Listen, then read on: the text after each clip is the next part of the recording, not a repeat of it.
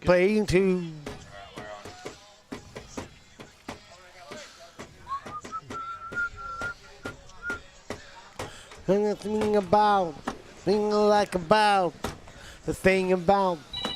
The thing about football.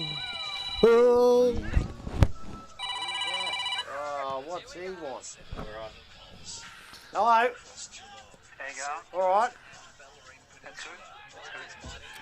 Right, yeah, mate. Try something for me today on the radio. Yeah.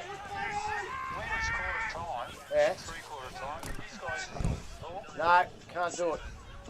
Tried it last time here, can't do it. Good We still afternoon, listeners and viewers who are live streaming the match of the round today. From All in One Oval, we have Corio, ever-improving Corio, who just can't quite get over the line. They've had a 16-point loss and an 11-point loss, taking you on a very different Belpo side than we're used to seeing. Obviously had a very good winning East Geelong in round one before succumbing to last year's premiers last week up at home. So all set for a fantastic clash. There's a little bit of wind around, bit of cloud around, but all in all, it's not a bad day here down at All in One Oval.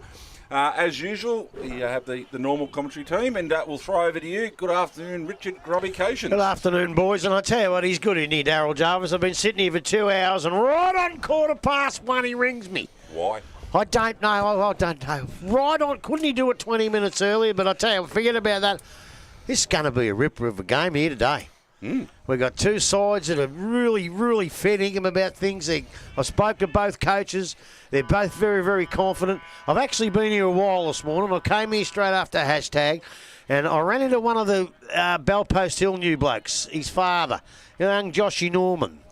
Dave Norman, probably the greatest cricketer I've ever seen outside Test cricket. Would have played Test cricket if it wasn't for apartheid because he's South African. Come down to Werribee, opened the bowling, batted three, the greatest cricket Werribee's ever had, comes and bowls in the nets, and I hit the bath for 6 sixes in a row. So good on you, Davey Norman. What were you playing on? What a saucer, were you? Hey? So you know, if you hit the nets on the full, mate, it's not six. It is for me. And, of course, the man with the golden tonsils, the voice of the GDFNL football coverage. Jeez. Dale Smith, how are you, Dale? Yes, Spider. Nice to be back here again this afternoon. As you said, hopefully a good game of football. But want to be in a bit of an improvement on last week, because I thought last week was a little bit disappointing. Just the both clubs last week with a few injuries into their side, which didn't help things, but it wasn't a good game to sit back and watch. But I'm looking forward to this afternoon. As I said, Belpost Hill 1-1. And Corio yet to open their account, but a great opportunity for them to do that today. Well, you look at they pushed Werribee to 16 points here, probably ran out of legs, and we've spoken about it at length after the game, that they were in games for half a game last year. They were in the game for 3/4 of the game against Werribee. Last week, they pushed Belmont to 11 points at Belmont. So, I spoke to Darren Bennett myself during the week, and he just said, I just want the boys to get a win for all the work they've been putting. So today's a big opportunity for them at home. Said it looks like the crowd's starting to build. It might be another good day here, as it was last time. So, but yeah, on last week, Dale, you're right. It's probably not the best game of footy we've seen in a long time, is it?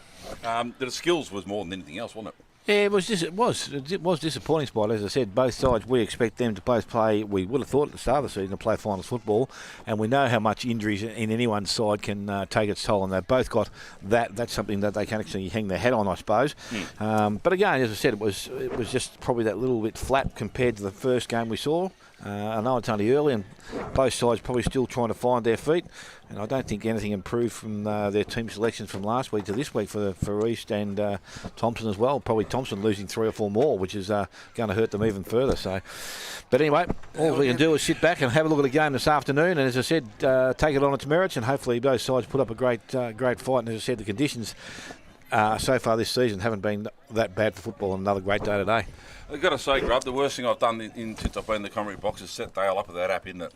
Oh, yeah. After his comments last Sunday. Oh, yeah. The best players, look at this. So Dale couldn't use his phone. He knew how to use his phone account. It was about it till last week. We set the app up on his phone, and now he's got everything, and he knows how to find the best players. He's letting Grubby and I know. Silly first time he's got something right. It's actually surprising. I was actually going to wait to the last call before I mentioned that again today, but I was just going to say, when you sit down and take note of the game. You pick one. Hey? You've picked one. All three of mine were in the best players last week. So are ours. two of them. One of them didn't even crack There's a only mention. one difference. I don't know what you're on about. You gave me 3 votes. Silly old bugger. I'll tell you what. Thompson gave Troopy their best. Yep. And East Geelong gave Sobey their best. And you reckon they know what they're talking about? You've got to be kidding. Now, I'll tell you what. Forget about that. I'll tell you what. I got here early today. Yep. It was wonderful here this morning. I sat here and ate me breakfast and watched these kids play. I don't know how old they were, but it was the Belmont Lions versus the Northern Stars. There was parents. There was older players watching. Stormy Winter had a granddaughter playing there. He was there with a few people. It was just fantastic to see kids playing on a day where GDFL footy's going to play, and that's our future. And if you're down here at any stage where you've got kids playing, come down and give those kids a bit of encouragement because it was just fantastic to watch. The Northern Stars is a great concept between North Shore and Corio, because they both struggle to pick up juniors, so they've combined, and it's just a fantastic thing. They all get a game of footy. At the end of the day, when I would talk about the points and whatever, when it gets done right ends, they still go to their original clubs as one-pointers. Yeah, and really, I know Incy's had a lot to do with that, and I know I've said it a lot of times with Incy and on off-field and the Bennetts on-field and all that sort of stuff. They're doing things right, Corio. They haven't been able to notch a win, but by crikeys, they've been close. They hit the front against Werribee. I thought they're going to win this. They just haven't learned how to win. But when they do, they might get a big tailwind and come home with a big sale. They might be all right. They've got some good players. Belpost Hill. Look at Belpost Hill. We thought they were gone, and they come out and beat East. They come back at Inverleigh last week. But the greatest thing of all is, if you have a look at the fixture today, you got Bannockburn and Thompson, a game we would have normally gone to. You got Inverleigh and East in the past we're going to, and yet we're here. We're here watching a game. Werribee and Corio was a better game than last week, and we're here to watch a really good game, and we don't have to have the big 5 sides anymore because it's so close and the footy's so good. Well, speaking of that, Grub, this whole round is, I think it's one of the better rounds. I think we said last year, it's probably the best year we've had. This year's probably started off better. They've been talking about the winning margins, between round 1 and round 2 this year. Last year they've dropped again this year, which means the competition's getting closer and closer, more even. You're right. You don't just have the big 5 sides you follow around to watch. Everyone gets to use a Mitchism, a lick of the icy pole. Well, they pay their money for this stuff, so you've got to get it. I remember one year Werribee, I think once, Corio once, one year, Anarchy only once. That's going to change. That is going to change. It should. It should. It's one competition. Every club should, regardless. Every club should get a look in. A couple of games a year. We cover 18 games or 19 games with Anzac Day. So everyone should get a couple of look-ins. But anyway, well, I'm going to go through all their teams one day. I'm going to pick the side with the horriblest names to pronounce, and that's where we're coming, just for Smithy's sake. Look, I'm just preempting it. My doctor says I'll be sick that day. All right, on to today's round. Lads, the first game we'll look at is the Battle of Fairy Park. Anarchy versus Werribee out at Foot Trot Flats. Quickly, the score here at three-quarter time sees Corio 12-3, 69, leading Belpost Hill 1-3-9. So that's three-quarter time in the reserves. Dale? I didn't hear who's this game? It's Battle of Fairy Park, mate. So it's Anarchy versus Werribee out at Foot Trot Flats. And where? Battle of Fairy Park. Yeah, but what is it? Sorry, it's AA Semi-Trailers Oval. Right, we'll give the sponsors a good go. That's fair enough. Oval number 1. Right. Now, can anyone tell me where the second oval is at Anarchy? Well, that's where the kangaroos are and the Koali Bears, isn't it? Koali Bears. Dale, Anarchy, Werribee, my friend. Yes, look, Werribee, 2 games, 2 wins, and they've had a regular contribution from goal kickers. The good thing there is they've got a bit of a spread. Kirk kicked 3 again last week, and McDonald are their prominent goal kickers. But as I said, they've got other blokes that chip in and kick goals. It's probably on the other side of the ledger. We're looking at just a couple of blokes by the name of Gilmore kicked 3 last week and Jesse Mawson, but Bosley went out there supposedly to be the goal kicker, and I think he's only got 1 for so far this year, so he needs to stand up. And if he can get a prominent marking option down forward with himself and a couple of others, then they may be a chance. But I think, look, Werribee have gone along pretty nicely. Culler is really good. I like the way he plays his game of football. Chesterman, for me, the first game back here was really good, and he got in the best players again last week, so he's got himself back playing some good footy. The Sandwich BLC, he's going all right as well. So I'm just hopeful now. I'm just hopeful that this game, Anarchy can actually bring a bit of what they played last week. And again, they stayed in the game for a fair while, but they just seem to drop off. They've got to stay a bit longer today, but I'm tipping Werribee to win. Grub, Well, you're going to hate this. can you change what you did this morning, please? Well, you're going to hate this because I can't add to that much because you're the bloke that said last week you don't do any research. You're a liar. You obviously do research. I did this week. Yeah, you did mine. Because That's where your book's gone. yeah, because what I was going to say with Werribee is they're going nicely. They're not going great guns. They're going nicely. They've got a lot of room for improvement. And as you said, Culliver and Chesterman have been in the best both weeks. Linehan Cunningham was good last week. Gilbert from St Bernard's down back was good, and Connor McKenzie got in the best too from Point Cook. They've got young Stoyce to come in, and his brother's going to come down and play too. I think Benny, he's a bit bigger.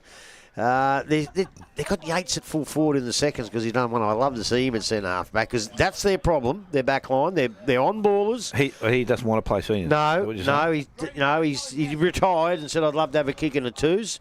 But gee, he looks pretty fit. I'd love to see him in the back line just to shore him up because they're on ballers with Crennan and Culliver and Paddy Daly in the ruck can compete with anyone. Their forwards are pretty good. Josh McDonald kicked some goals. Look. Their forwards are pretty good, but their back line was their big problem. So they shore that up.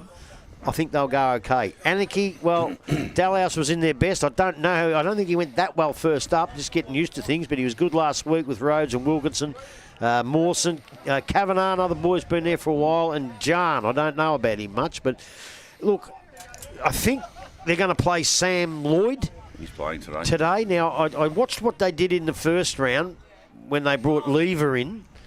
And look, maybe he goes out. I'm not sure, but see if he's playing with you because the first round they brought Lever in as about a 5-pointer. So they brought somebody else in as a 6 and took 3-pointers out, 2 3-pointers out, which kept him at 50 from 50. So Lloyd's in, Dalhouse is in, and that's it. Yeah. So Lever's not playing. So he's a 5-pointer, and Lloyd should be a 6 probably. I imagine he would be. But How did he become a 6? I thought 5 was the maximum. No, he played league footy. I think 6 is the. It goes. I think a year. So he's only been out a couple of years. So. Well, 1 year, I think. Yeah. Yeah. So he's the Richmond ex-Richmond Footscray player. Yes.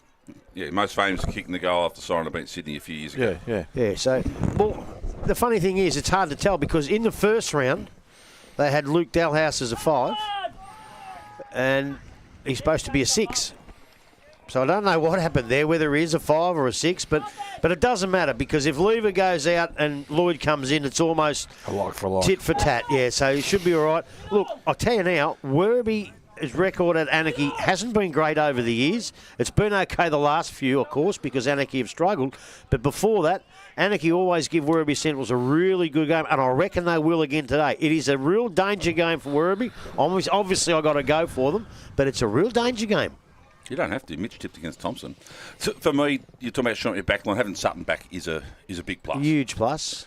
And Prismal must be another one in a week, maybe 2 away. Oh, well, who cares? He's finished. Written and authorised by Richard Grubby-Cations. No, he'll be back in a couple of weeks. All right. So you pick Werribee. You didn't pick him this morning. You wouldn't pick anyone this morning. You pick your nose. I picked Werribee this morning. Sutton's back in the side, isn't he? Yeah, he came back last week. So were they playing him back for the tall? Yeah. Oh, okay. Yeah. All right. Out at Victoria Park, we got the Country Tigers versus the City Tigers. Obviously, Bannockburn going along quite nicely. Thompson won the first one, and then look, I read Lynchy's article during the week, and he's probably right. Like a bit like Inverleigh last year, and then East Geelong sort of mid-year, they've just got too many of their best players out, which is where their skills probably drop. So, Banno versus Thompson, Grub.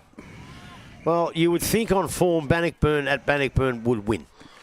But with a side coached by Lynch to put in a pretty poor performance like they did last week, you know that they'll be coming back because he'll make sure they do. Unfortunately, with the injuries that they did have, as you said, they've lost another 3. Yep. I think they were down to 1 on the bench before half-time last week. And they're really under the pump at the moment. But just remember, it's round 3. It's not round 17 or 18. It's round 3. They've got a lot of time to get back, and I dare say they will. We watched the game last week. I thought Maguire and Mowat were very good. Saligan was good. Troopy was... Well, they put him in their best players. I don't know whether he was, but he gave a contest in the ruck when Cam couldn't ruck, and he's not a ruckman, so it was a good effort there. And Donahue and Plant, look, they're always good players. Donahue, I thought thought Donahue would have played a bit better. It wasn't one of his best games, but he still got a bit of the footy. Bannockburn, the best thing that can happen to Bannockburn is the fact that the kids that we thought they'd lose, Hose, Perkins and young Elzinger, they're not getting a game at the Falcons at the moment. Geez, they must have to be a bloody good player to get a game there. But I tell you, they're going to keep them. Joe Robinson, who was going to leave, I don't know if he's going to, but he was in their best as well. He's playing again today. And look, they've got Mayborn from Leopold. When he finds his niche lookout, he's a real good player. And what's the other kid? Fletcher Wilson. Yep. Apparently he plays all right too. So, look, on form, you would have to go for Bannockburn. But I just believe Thompson will come out and play a really, really good game after last week's poor performance. Well, it's not bad. They've got 5 special permit players, which means they're, either under 18 or the like. So they've got 5 in the Bannockburn side, and they're still going along all right. So Hose, Perkins and Elzinger are all playing today, and they've got Joel Devlin and Jackson Elzinger as well, who are their under 18 kids. The Bannockburn's problem is they're not very well coached. You're lucky Ronnie's probably doing his free grade speech. No, he's not. He'd be on the phone. He's eating 7 dim sums and a pie about now. Yeah, look, on current form, Spidey, you'd have to say that Bannockburn will win the game of football. At home, it's going to make it even harder for them. Darcy Troop, someone needs to tell him that he needs to go to the drop of the ball. He's too busy worrying about the opposition bloke that he's playing on, pushing and shoving, instead of going to where the drop of the ball is going to fall. Now, as soon as he starts to do that, Darcy Troop will become a better player, and he'll put his hands on the ball. The other thing I'd like to see them do today is provide either Salajan or Mowat to go up forward to provide another marking option, because Cam's their best ruck option at this stage. Has to stay in there and do all the work, but they need someone with a bit more height at their key position post. Now, all right, they used Darcy Troop as a ruckman in the second half last week. That was okay, but again, even when he got the ball in his hand, he kicked the ball that high and off the side of the boot. It had nothing on it. Like, it was, he might as well not have touched the ball. Geez, you don't like him much, do you? I do like the kid. I reckon he's a good kid, but a bit harsh, right? I'm just saying that if he's going to continue to play the game of football he's playing at the moment, he is not going to get his hands on the ball because he's too very busy worrying about the opposition and where it's not going to be. He needs to go where the ball's going to fall, and he'll find that he'll get more marks and get looked after a lot better. Well, he's the best centre forward in the comp. He played in the ruck nearly all day. You've got to give him some. But why would you do that? Because I think Cam had something wrong with his calf. They had no choice. Well, I know one of the Cams did not play this week, but it wasn't Jordan. It was the other bloke, Josh. So, look, as I said, I'm not 100% sure why that happened, but there's got to be some other options. Stephen Salajan, ruck him. He's a skinny bloke. He can jump. That's all they have to do is compete around the ground and then have him as an on-ball that can run around, because he sits off. He plays a centre-half back position. You know, he doesn't really pick up a bloke. He just reads the flight of the ball. He knows where to go to get the ball, and then he turns the ball over to the side. Wouldn't a bloke like that do the same thing coming down the field? Oh, yeah, but you lose him out of the back line. It's, again, Robin Peter. What they've got to do is find a ruckman to cover Jarvis. Well, if they can do that, they're back in the race. You've got to win games by kicking goals, and at the moment, they're not kicking enough. They kicked 5 last week. They need to find some other options. Until they can do that, they won't win again today. Kicked 10 the week before, so... All right. Jeez, they charged you too much for your hamburger there last week. Right. No, I said I didn't mind. No, they were bloody nice, these hamburgers. All right, the unfurling of the flag, round 3, out at Moreton Power Oval, Inverleigh versus East Geelongdale. Well, again, the same thing. As I said, East Geelong is still not 100% with their list of players in their side. Will make it hard. I think Inverleigh last week got a few players back, which made a difference. Donahue kicked 8, I think. Kicked 6 in the first quarter. So, 9, I think.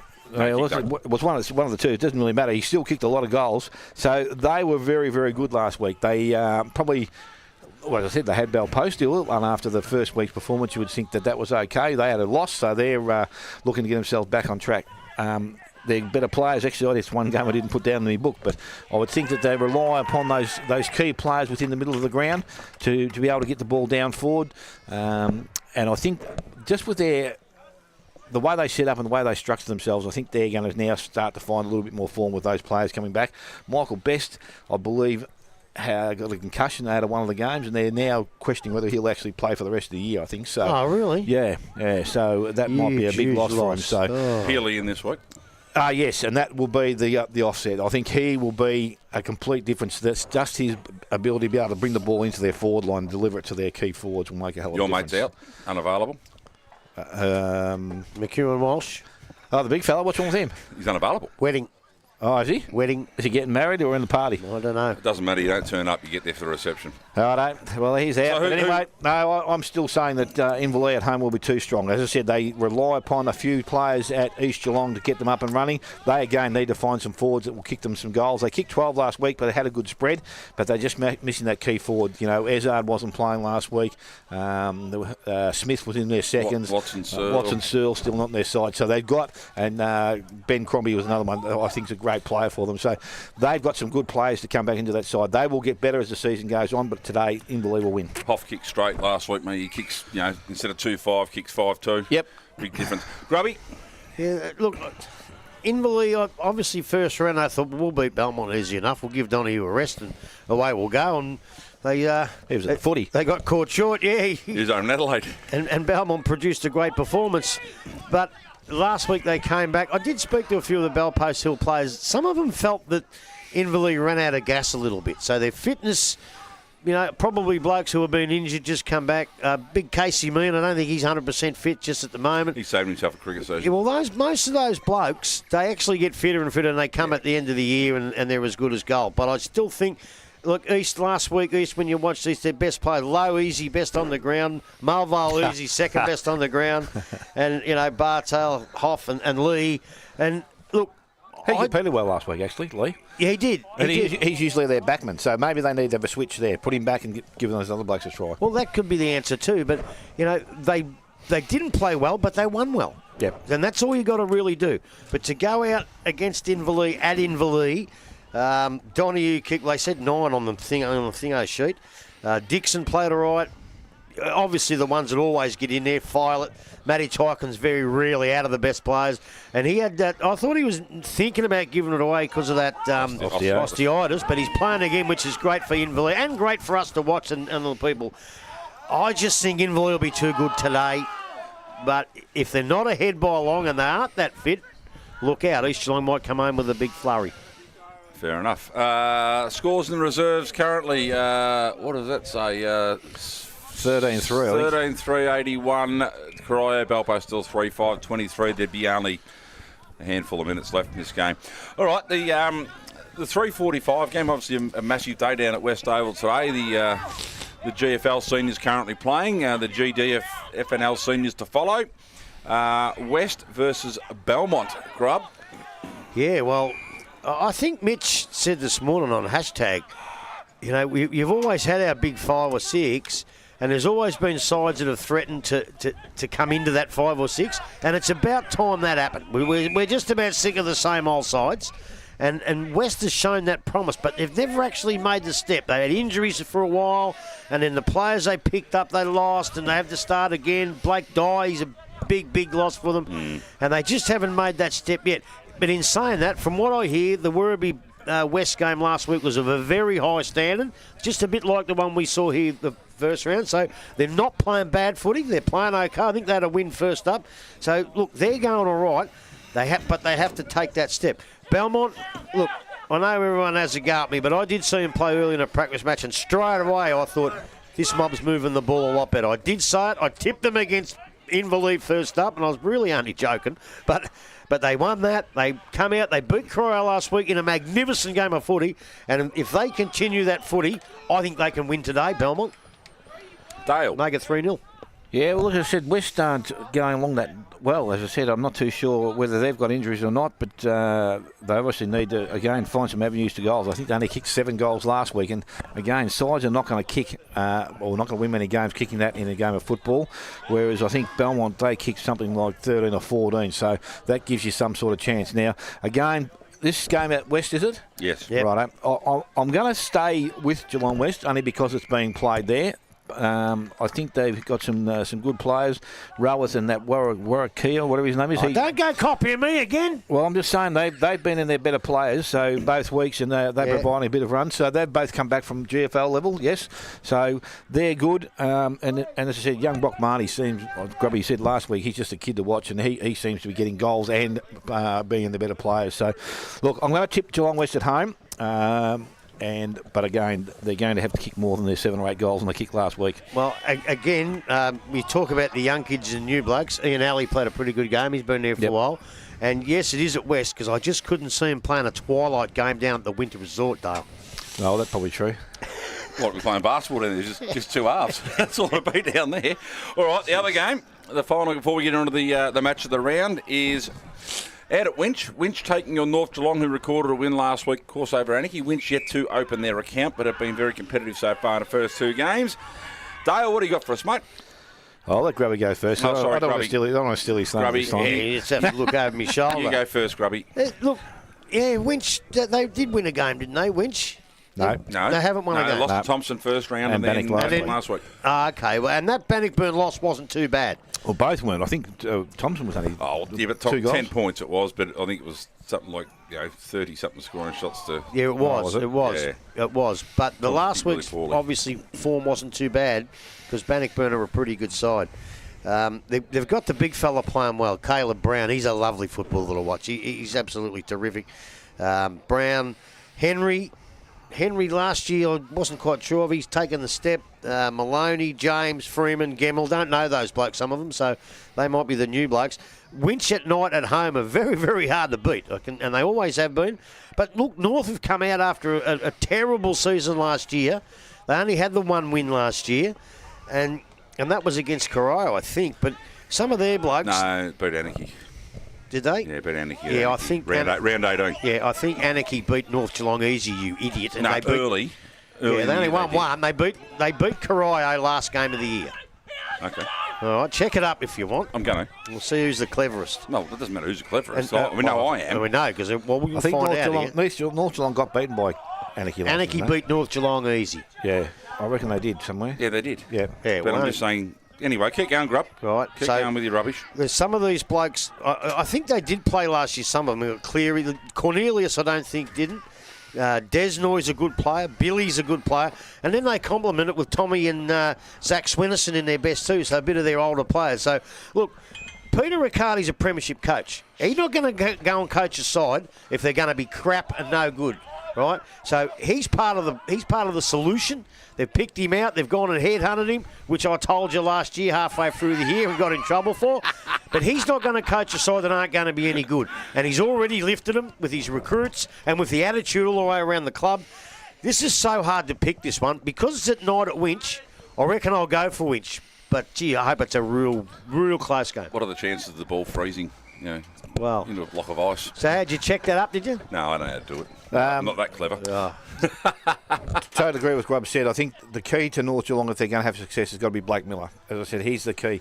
He kicked, I think, 5 the first week, only got a couple last week. But if they can get his hand on the ball enough from inside the 50 and kick 5 or 6 again, they'll give themselves a great winning chance. I agree. I think just because it's out at Winchelsea and just their performances in the first 2 weeks, probably just a little bit more consistent, and it obviously didn't get beaten by Bannockburn too far last week, so that was a fair indication of where they're at, I would think. They add another parish into their side or something this week back from Gravedale. Is that Has he correct? been cleared, has he? Well, I read somewhere during the week I thought he was being cleared to I play. think Cassidy was outstanding last week. So they've got a pretty big inclusion there, I would think. So I'm going to tip Winchelsea, and I reckon by about 5 to 6 goals. No, it's only Finn and Cassidy, and you're right, Grub. It was. I did check. 29 points. North Geelong beat Corio by Thank you very much. the last game. So I got Cassidy and Finn named. Oh, have they? Yeah. I'm sure there was no one coming Cassidy's the one from there, isn't he? Who's the one from Gravedale? Who's that? The other bloke's gone. Yeah, the other guy's gone up to Gone up the Colac bush. Inch. Yeah, so it's Cassidy. Yeah, so it is Cassidy. You're right. So that means twice you've been wrong this morning. And you might as well have just said, I can't add to that. You know why? Because you didn't add to what I said. Wow. Did you mention him? Wow. I Yeah, must no. have been See, listening. the other one's gone up to I thought it was Hopple Colac Imps. Cassidy. He's gone to Colac Imps. The Yeah. other one. So, all right. Indy. That's him. I think it was, yeah. All right, Steele. I want to take a quick break, mate, and get some words from our sponsors, and we'll come back and do a wrap up. A delve into today's match of the round. You right there, Steele? Right. You'll listen to 94.7.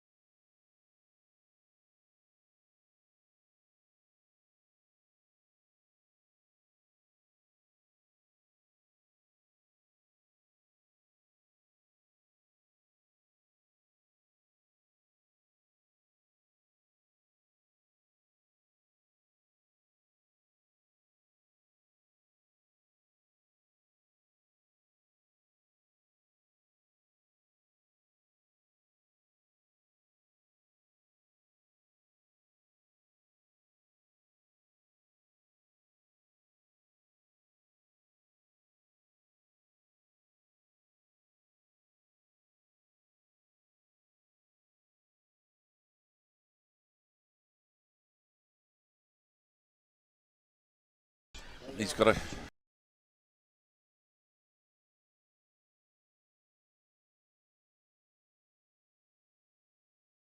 This is Bell Post Hill.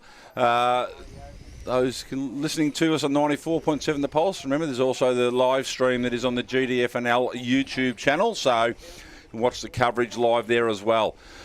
Big game today, Dale. The weather says there's a little bit of breeze around. It's the sunshine at the moment, bit of cloud around, but generally we're looking forward to a pretty good day here, mate. And two sides that, well, Corio desperate to get their first win on the board, and Bell Post will be keen to bounce back. Yes, it's a great game for both clubs to sort of put their best foot forward, as you said, Spider. So we're hoping that Corio maybe can get themselves on the board, as I said, being very, very competitive against the Werribee side the first week, and just failed to hang on in that last couple of minutes. And last week, obviously, gave themselves a real good chance against Belmont down at Belmont, but again, just fell away late in the game and let the Belmont Lions take the win. Today, as I said, we spoke about Joel Bennett. We know the quality of player he is, and Matt James, the number of balls they both get. I would love to see Toby Bennett do the kicking in for the other side. If he's not doing it, give it to Braden Cotter or whoever, but let's have Joel Bennett further up the field so he can be that link player between him and James. If they can work together, you know the ball's going to go deep into their forward line and it's going to create a lot more opportunities for them. That's my opinion. They've got some good blokes up forward that can take marks. Jelinek can take a good mark. We've also got, who else is it, mate? Jelinek. Destin Burns is the other bloke I'm thinking of. Yep. So they've got some good marking options in there, but they need to get the ball and transfer it into them a lot quicker so they have that one-on-one contest, because then those two can be very, very effective for this side and they can kick goals enough to win them. As I said, Bell Post Hill on the other side of things, they have lost a lot of players during the off-season. They've been able to bring in a group of blokes that present the Bell Post Hill way and play their form, and they just need to get more out of their better players. I don't know much more you can ask if Jack Yates. He's rucking, he's roving, he's around the ground. I reckon by the end of the year, mate, if he's still standing, I'll be very, very surprised. Let's get more goals, mate. Well, yeah, it's going to make it very hard for him because he is a terrific bloke and a great to be leading the club here in the situation like they've got at the moment. We know the quality of Bo Collins. They need 3 or 4 blokes to jump on behind them and get themselves going. But Dan Maher's been a good player for them. Jet Herman, we know, can play footy. Jones is also very good, provides a good running option. Obviously, the Martin boys come into the side. There's a few other blokes there that I don't know a lot about, but I'm really looking forward to their quality that they can produce today. As I said, I think today Corio have their first win, but Bell Post Hill, as we know, can just do the unthinkable and will be right there, right at the end of the game. So I'm going to tip the home side to win the game of footy. Won't be a big margin, but they will get the job done. Grub. I don't know. This is too hard. Thank you for that great analysis, mate. Fantastic. You want to go back ring Jarvo, mate, and have a chat to him again? Probably be best for the year.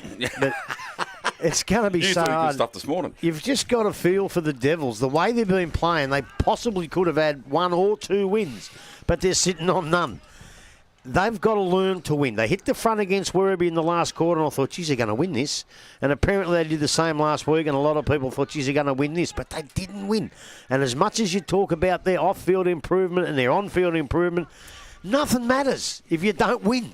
You have to win. And I've just got this feeling if they can get a win under their belt, they might get their tails up and trouble a lot more sides towards the end of the year. Herschel Carl, even though he trained this week in a dress, apparently, for giving a 50 away. I love that stuff. The haircut we've seen in the 2s for giving a 50, that brings a bit of spirit back to the club. And, you know, we used to do that in the old days, silly things like that, but it brings the blokes together. Obviously, Joel and Toby are there. Doyle was better last week. I didn't think he played his greatest game against Werribee, but he really played well last week. Matty James, he's sensational. And Jack Hall, what I can't understand, I know Neville spoke about it on the fixture yesterday, but, you know, you look at the team sheet. M. James, 4 points. Whitley medalist, great player. Brock Savanka, 4 points. Straight out of the under-18s. How can they both be 4 points? The system is buggered. And I know Neville wants it looked at. Someone's got to look at. I'll look at it. I'll tell you what you do. You come out of the under-18s from anywhere and you're 1 point. If you happen to have played 4 or 5 games in the seniors at that club, you go to 2 points. And it keeps the kids playing. Because I tell you now, if you haven't got kids playing in this competition, the competition eventually, it costs you too much money to run a side where you've got to pay blokes to come in like all the other country sides have to do out in the bush. Get these kids here, get them in at 1-pointers. If they become really superstars, go back to Bell Park, go back to Newton Chua, go back anywhere you want. But give the kids a go, because a lot of them, if they're 4 points, you've got to give Darren Bennett some credit. You've got, a 4-point and a couple of 3 points. He would probably get this year as much, if not more, value out of a couple of seconds players out of the GFL, and probably make him a better side. But he's bit the bullet and said, no, I'm giving the kids a go. And that's why you really want to see them do well. And the system changes to give all those kids a go. These kids drop away. But anyway, their form has been good, even though they haven't won a game. Belpost Hill's form, I think Belpost Hill's form's been pretty good. They beat East the first game, which was unbelievable effort. At East, which doesn't. Well, I know they've played well against them over the years, but they've been a better side. Last week they were getting beat early, but they came back hard and they played well against Inverleigh in the second half. This is really, really hard to pick. You've still got Bowie Collins there, who's a terrific player. Young Joshy Norman, who I spoke about earlier, apparently he played very, very well last week. He loves to get the ball and run, and he's a pretty good player. I think he played at Lawn or somewhere last year, so, he's stepping up a little bit, but, hopefully he goes all right. I think his young bloke Hunter might have played in the twos. I couldn't see him. I didn't know his number. I don't know how he went, but he's a bit more in and under. But look, this is so hard to pick. I think because they beat East and went so well against Inverleigh, I might stick with the Belpost Hill. I don't know. Corio, I don't know. I'll do a Mitch. I'll pick both, so I can't be wrong. Rightio, Splinters. No, look, I think you've both summed it up pretty well. I think it's going to be an absolute ripper. I think we've spoken about other clubs, especially this morning, Grub, where they talk about young clubs. They're building to something. If you don't reward yourself with wins, what are you actually building to? Yeah. And that's probably where Corio's at. Belpost still, it's probably the youngest side we've seen on their park they probably dropped 15 years in their average age after the end of last season. But they are a very young side. We're looking at them out there and look like they can run a bit. But they always said when they played Werribee, Corio looked small. But I was going to say, they look a bit small out there, Smithy, don't they, Corio? Yeah, no. Well, to me, the loss... we could talk about Yatesy playing the ruck. The loss of with Jack Green not playing, it probably evens it up a little bit. I mean, Aaron Taylor's still a big unit. Looking there wearing number 26 with a long sleeve, he's still a big boy. But you'd like Yatesy's chances more around the ground. But I see Clancy Mackay's playing. He's another tall unit, and Brody Hecker doesn't look that small either. Dale out there wearing number 4, so they might have a couple of bigger blokes, but Yates in the middle still worries me. Yeah, look, as I said, to knock the captain around like they're doing in the ruck all year, it's going to be a big ask for him. At some stage, he's going to have that time where he has a bit of relief. Now, as I said, whether it's Clancy goes in there, Mackay or Heckett goes in to give him a cutout, I'm not too sure. But someone's got to do it because, as I said, he can't continue to do what he wants to do, not for a full 18 games and then the rest if he's after that. But look, it's going to be a big ask for the Belpost Hill side, I think, as I said. And they've proven everyone wrong early in the season, so it's not against them, but it does make it tough. And losing Braden Staggard too, doesn't it? He came back in last week, but he's got a toe injury this week apparently, so he's another not overly tall, but tallish sort of player. So they must be confident enough. They played Fantillo in the seconds. We know he's been around the club for a long, long time and getting a bit older, but at least he said they brought in some kids. They're going to have a crack with them, give them an opportunity, and I'm sure Adrian Fantillo doesn't mind sitting back in the twos and being able to watch the next game because there's a bit of extra time in the second one now. So no time on in the second, mate. Nah, just 20 minutes and that's enough for me now. So well, I saw someone earlier, they played kamikaze footy or baseball the first game, just all in and it did work. So I don't know what that actually means. Whether, there's the ball, go get it. But look, at this stage, I think we've all said there's 12 sides in this comp, and any one of those 12 at this point could get into the 5. So my worry is if Belpost Hill are one of those, and Yatesy plays 18 games in the ruck, and then he's going to go on to St Albans and play, it's too much for him. Yep. They've got to find a ruck. What are they playing at, Spider?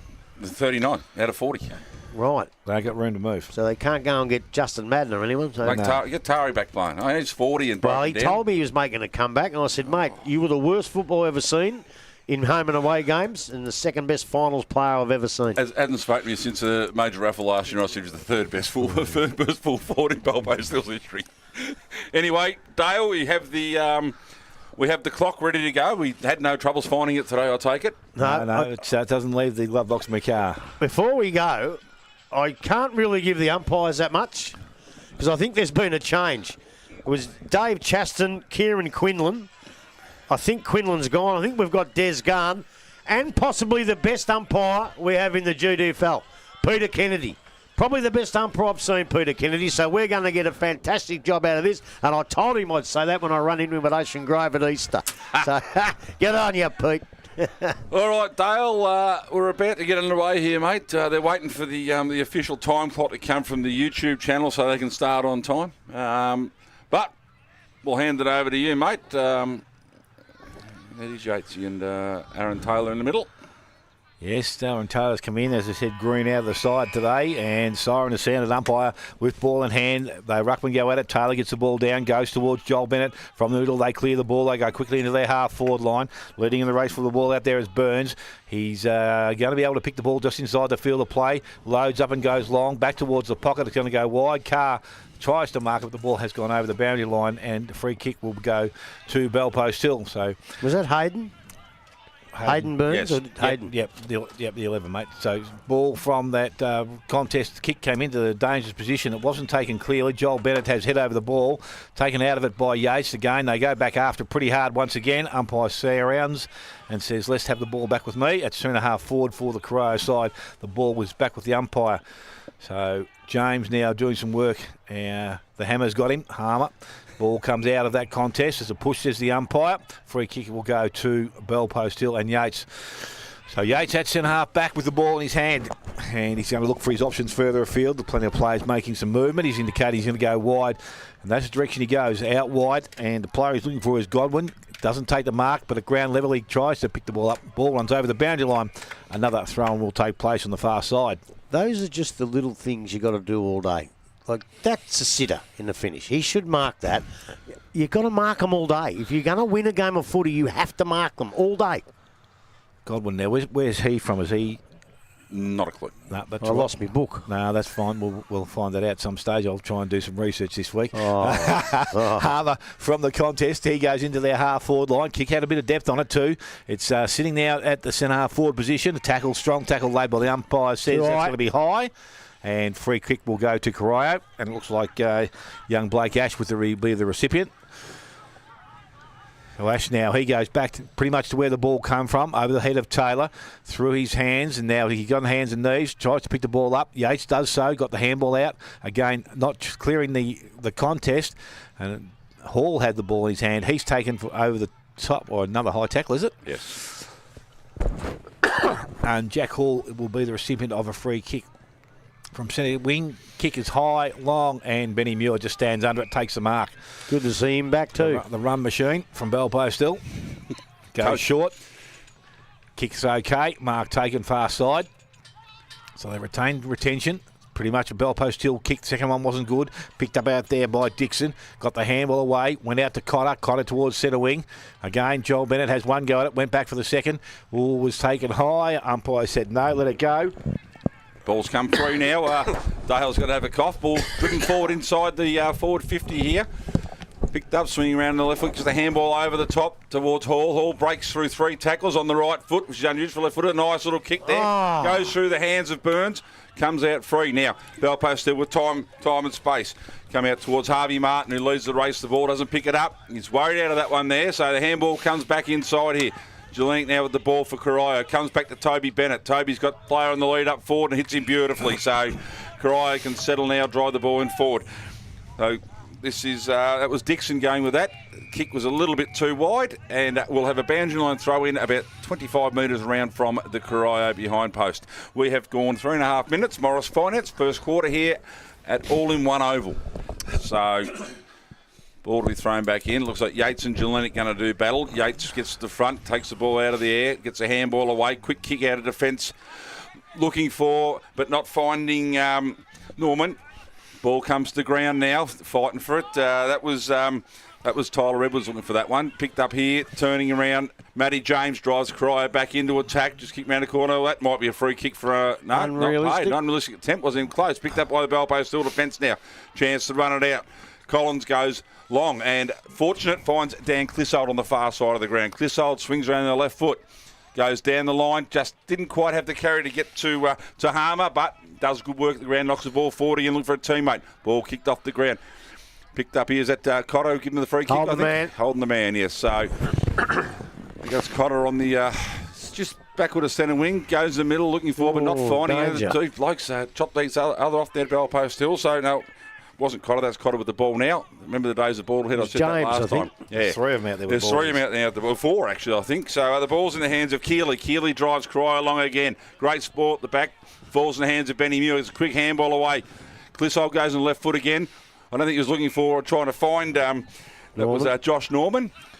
But no advantage has been paid. So the ball's going to Josh Norman, who is right in the centre of the ground. There's one going that way here in the commentary box too, by the looks of it. Gets the handball across, call back again. Obviously, he's wearing 12, so maybe Josh Andrews isn't going to play at all this year. So Norman now looks at his options, goes in short. It doesn't quite get, is that Bryant? Doesn't quite get to him. Handball out the side again. Nope, picked up, it's spilt out at the back.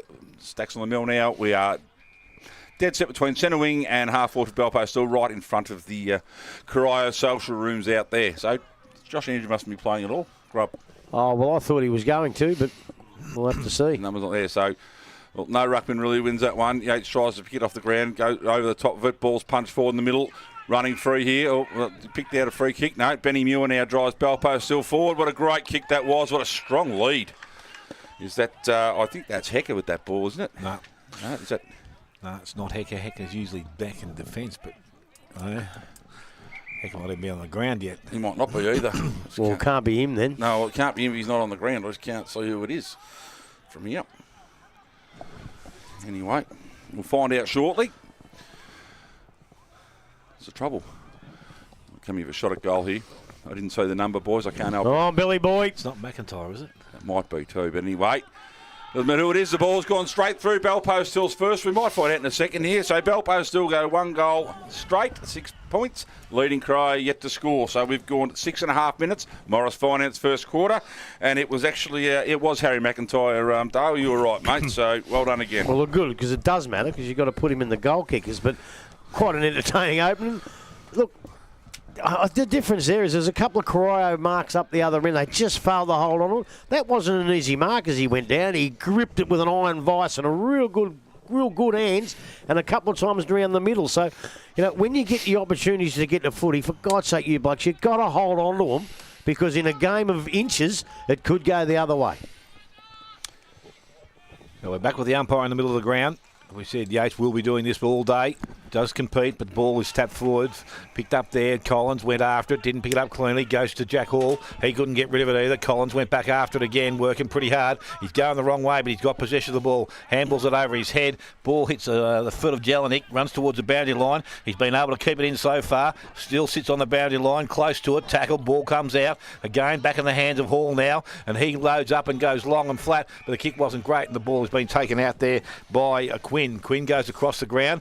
Set his teammate a bit of a task out there. I reckon this is Martin. He can't take clean possession. Ball runs towards the boundary line and over. We will have a throw in 20 metres around from the behind post. I think he's paid a free kick for pushing the back. Oh, did he? Yeah. Okay, so there you go. Tanner Martin. So Tanner Martin, this kick, dangerous to Benny Muir, but it's okay. Umpire said, hang on, we're going back again. Try it again. So Martin now with the ball. As I said, deep in defence. Goes along the boundary line. That was okay. Kick was good. Mark taken. So Belpost still retained possession. Still inside defensive 50. Dangerous again. They go back to where the ball came from. They'll be able to change direction now, and they come across the face of goal. No. This has to be a good kick.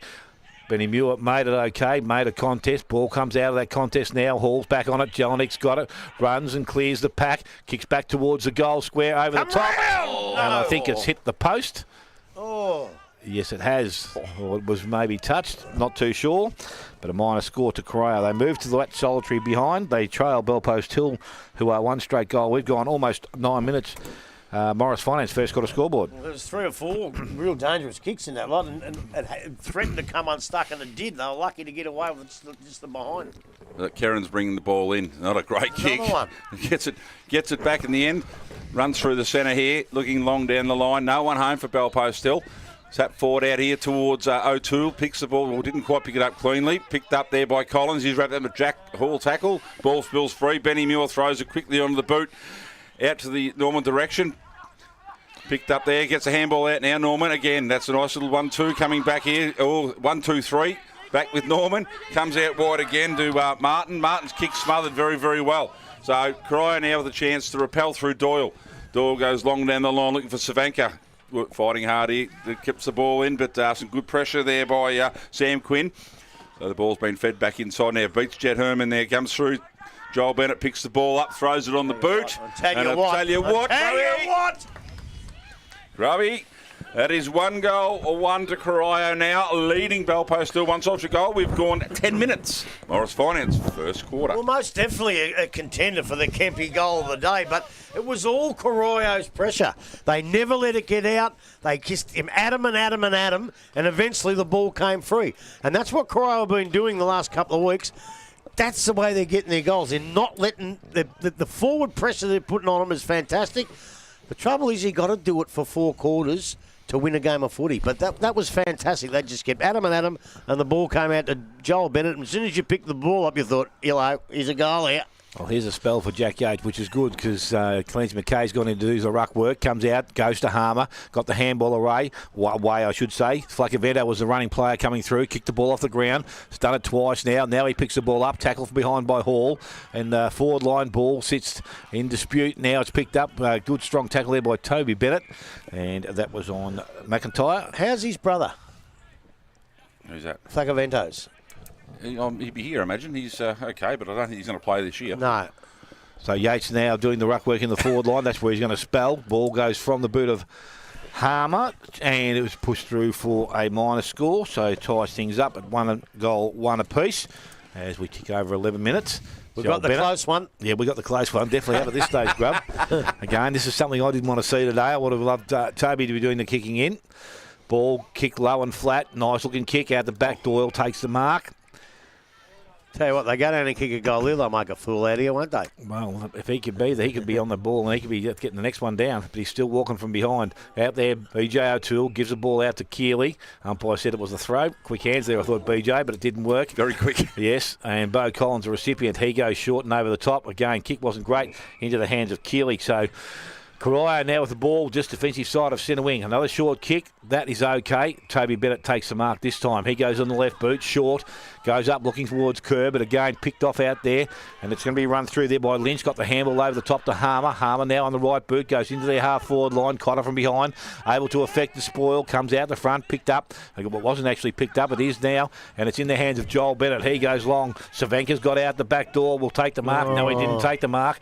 Ball hits the ground, goes back after it, collects it, runs away, kicks across the face of goal. We're looking for Burns. He's going to have to make work to get it. Now he kicks the ball back over his head, standing in the right hole. There is Sam Quinn, so he will leave some pressure for the Bellpost Hill side. So he does nicely, goes out wide, and the mark will be taken out there by Martin. So Martin is now in the back pocket. On the side we sit, short kick up, goes to Clancy McKay. He looks like he's grown a bit since I saw him last, Spider. Yeah, hasn't he? Yeah, looks like he's just got a bit tall, a bit filled out a bit thicker. Yep. Back to Martin, another good kick, and the mark has been taken. Yes, you're right there, Grub. And that is taken out there by Ben Teakin, so he goes wider. So Bellpost still, the game hasn't changed here. They're still using the kick around skills, but it's going to turn over. It's not in the hands of Flacavento because he's going to make it good again. Goes across, Clancy McKay, good mark. So he's now got the ball. He's inside the centre square by hand to Collins. Over the top has Herman, and he can now get the ball and go. And short kick further afield was okay, but comes off the chest of Haynes.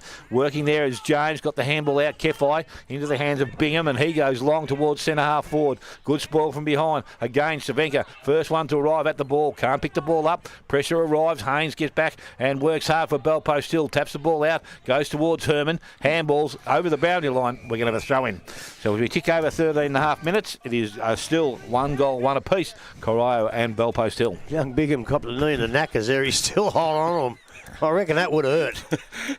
Jeez, that would have hurt. Anyway, Taylor and McKay doing battle here. So the ball thrown back in. McKay wins up into Benny Moore. Benny, quick handball out there. Finds Harmer. Harmer run down the line. Just handballs in hope. It comes off okay. Quick little handball out. Back to Harmer again. Throws this on the boot. Coming through. Clissold leads the ball. Good pick up. Ooh, could have been pinned for a throw. The umpire said so. So great tackle there by Clyden. Looking at his options now. Plays on. Goes out wide to Toby Bennett. Puts him under all sorts of pressure. Quick kick on the left foot. Oh, bit of a spoil there. Ball put down. Benny Muir picks it up well. No run out of options there. McKay gets the handball back in towards Herman. Overruns it. Picked up by Clyden again. Drives Corio into attack. And standing in front, Destin Burns take an almost uncontested mark about 15 metres out from goal directly in front. And he'll have a shot at Corio's second. We've gone nearly 15 minutes of the Morris Finance first quarter here at All in One Oval. Scores all tied up at 1-1-7 apiece. So Destin Burns. Deliberate approach. Man on the mark, I said about 15 metres out directly in front. On the boot, absolutely no doubt about that one at all. Destin Burns has his first for the day. He has the second for Corio. Corio go to 2-1-13, leading Bell Post Hill 1-1-7. We've gone 15.5. Morris Finance first quarter scoreboard. Two things I just picked up. Number one, I think it was young Daniel Clissold. Good hard tackle on Bennett, and then picks him up and says, "You're all right, mate." Don't do that. Shake his hand after the game. No, you say, "Get down, stay down there. You got to be fair dinkum when you play. Don't be too nice." And I just want to pick out that Joel Bennett kick about 5 minutes ago on the forward line. He knew where that bloke was, young Savanka. He knew as he went in for the ball, right? Because that's what class players do. They don't just watch the ball. They know that where he's going to kick it before he even gets it and almost put it down his throat from 50 metres. So ball in the air again. Yates against Jelenic this time. Picked up there by that aforementioned Joel Bennett. Quick kick forward. Keeley does very well. Traps it nicely. Gets a handball in a minute to Bennett. Bennett goes across to Dixon. Dixon's kick smothered, but the ball fortuitously bounces forward for Corio. Yates maybe in a bit of trouble. He might have dragged that one into the left paw, I think. Yep. And yes, he has. So Keeley now at the free kick. Looks his options up forward. Had a good lead from Burns, but ignored it. But it goes through the hands of Destin Burns here. Savanka at the back. Can't quite pick it up and beats everyone. Goes over the boundary line, 20 metres around from the Corio behind post. So 16.5 gone Morris Finance first quarter. Jack Yates for Bell Post still to do the ruck work. I'm not sure who he's going to go up against, but the ball is about to be thrown back in. It looks like it's going to be Joel Bennett. So ball thrown in now. Yates in front. Bennett reaches over the top, taps it down. Picked off there by Herman. Herman gets a handball out wide to Bo Collins. Collins goes long down the line. Corio in front there. Well done by Ash. Brought it down onto the left boot. Drives Corio well back into attack again. Destin Burns, who takes a great mark at the front of the pack. But the ball beats everybody over. It's picked up by Hayden Burns, who just takes a couple of steps, takes over the boundary line. So you wouldn't like that either, would you? What's that? Bennett going up in the ruck. Because he's not there down on the ground to get the tap out. Same system, isn't it? Well, Burns, Destin different taking this one. Yates just uses his strength, grabs the ball out of the air. Mongrel punt coming out. Jelenic flies back with the ball. Nearly takes a fantastic chest mark. Cotter gets it. Handballs out to Doyle. Doyle drives Corio back into attack again. Pack forms out front. Jack Yates stands his ground, takes a fantastic mark. Quick kick out wide here. So Bell Post a little bit of time to steady now and wait for the options. Benny Muir time to settle down. So about to drive it forward again. There we go. Nice long kick down the line. Players converge towards. That's a fantastic one. Didn't quite take the mark there. That was Hecker. Probably got to take those ones. You've now been pinned for holding the ball. Get your hands in like that, though. You probably got to take them, don't you? Yes. So, big fella. Yeah. 18 minutes gone now. Morris Finance door with a kick. Sizes up his options. Goes long down long for Destin Burns. Hits the ground. Teammates chop him off. Ball comes free at the back. Swing runway went the other way. Dixon gets a handball out. Over to Hall. Hall kicks long into the tack. Oh, well done, fantastic son. rub at the back. Used the body 50 well. as well, if you don't mind, umpire. Used the body very, very well there. He didn't pay the 50. Well, he should have. He pushed him over. Have a look at these two blokes. When they come on the ground, it's going to be like moving pitches. What's this? What about me? Anyway, Herschel Carr coming in now from the goal square. Makes absolutely no mistake with that one. Has Corio's third. They move to 3-1-19. Leading bell post still 1-1-7. We've gone 19 minutes. Morris Finance first quarter scoreboard. Well, I had it down there a fair bit in the first 5 or 6 minutes and couldn't convert. But, you know, all of a sudden, you keep getting it in there, you keep holding it there, and the goals come. And they've been able to convert for 3 goals now. So, you know, Belpost Hill have got to start getting out the centre and getting into their forward line and trying to hold into there for a while, because at the moment, the Devils are on top. Jelinek and Yates now doing the ruck work. Well, I should say Yates because he'll be there all day, most of it, with a little bit of cutout. Jelinek looks like he's going to be the cutout ruckman. Both players have a bit on it. Yates is going to try and win the ball at ground level. Doesn't pick the ball up. James tries to keep it alive, but Homer did the same thing. Hecker came in, gave the handball away, went to Godwin. Godwin went long into their forward line. That's a good-looking kick to their forward position. Dangerous. Ball in that contest. Ball comes out, will be pushed through. And a rush behind for Belpost Hill moves them to 1-2, trailing Corio on 3-1. And it said 19, almost 20 minutes. Morris Finance first quarter scoreboard. This is what I want to see. Toby Bennett doing the kicking out. Well, it is Joel's 50th game today too. But he's on the bench. That's why he's not down there. That's why he's not kicking in. But it's his 50th game today for Corio. So Well, I think Toby was on the bench the last time Joel kicked out too, maybe. Yeah, he's just come back on. Joel's coming back in to kick the ball in. No, I mean to be the link. He's got to be the link. Yeah, you're right. So Toby Bennett now doing the kicking in from the fullback position. Again, where will he go? Looking for some options. He's going to come to where we sit. Kicks out in front. Clyden couldn't get to the contest. Ball at ground level. Picked up there. Handball's given away. And it's getting up hands of Jones. Got through one. Now he loses himself through the contest. Kick wasn't good going forward. Picked up by Bartolo. He's tackled straight away. He dropped the ball straight away. Should have been a free kick. Jones went back after it. Now a pressure. Rives. Ash. He picks the ball up. So Ash now looks along the boundary. That's a better looking kick. It didn't just clear the Belpost Hill player in Bo Collins. And the ball is going to be thrown up by the umpire, I think, and players will get themselves to their feet. It's fantastic there, Zach Jones, and he let himself down with the kick. So the ball thrown up again. This time both ruckmen, they try and go at it. There's a free kick being given, and it's going to go to Jelinek of Corio. So he's now winning the possession of the ball, and he kicks long back towards centre wing.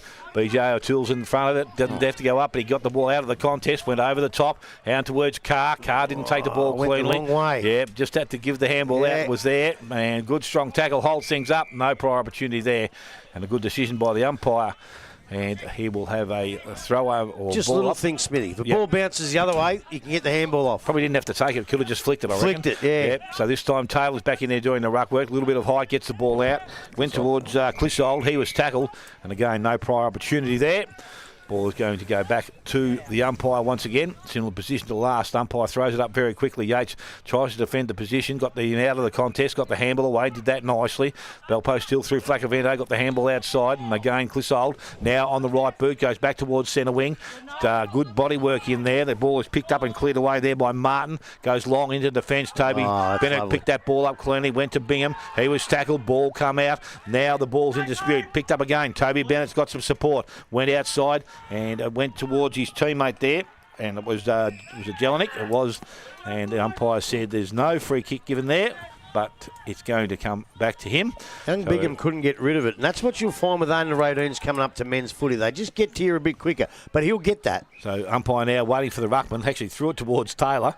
He went and got the ball in the hands of Bennett. He kicks the ball along the boundary line. It will go over, and we will have a throw-in, which will take place.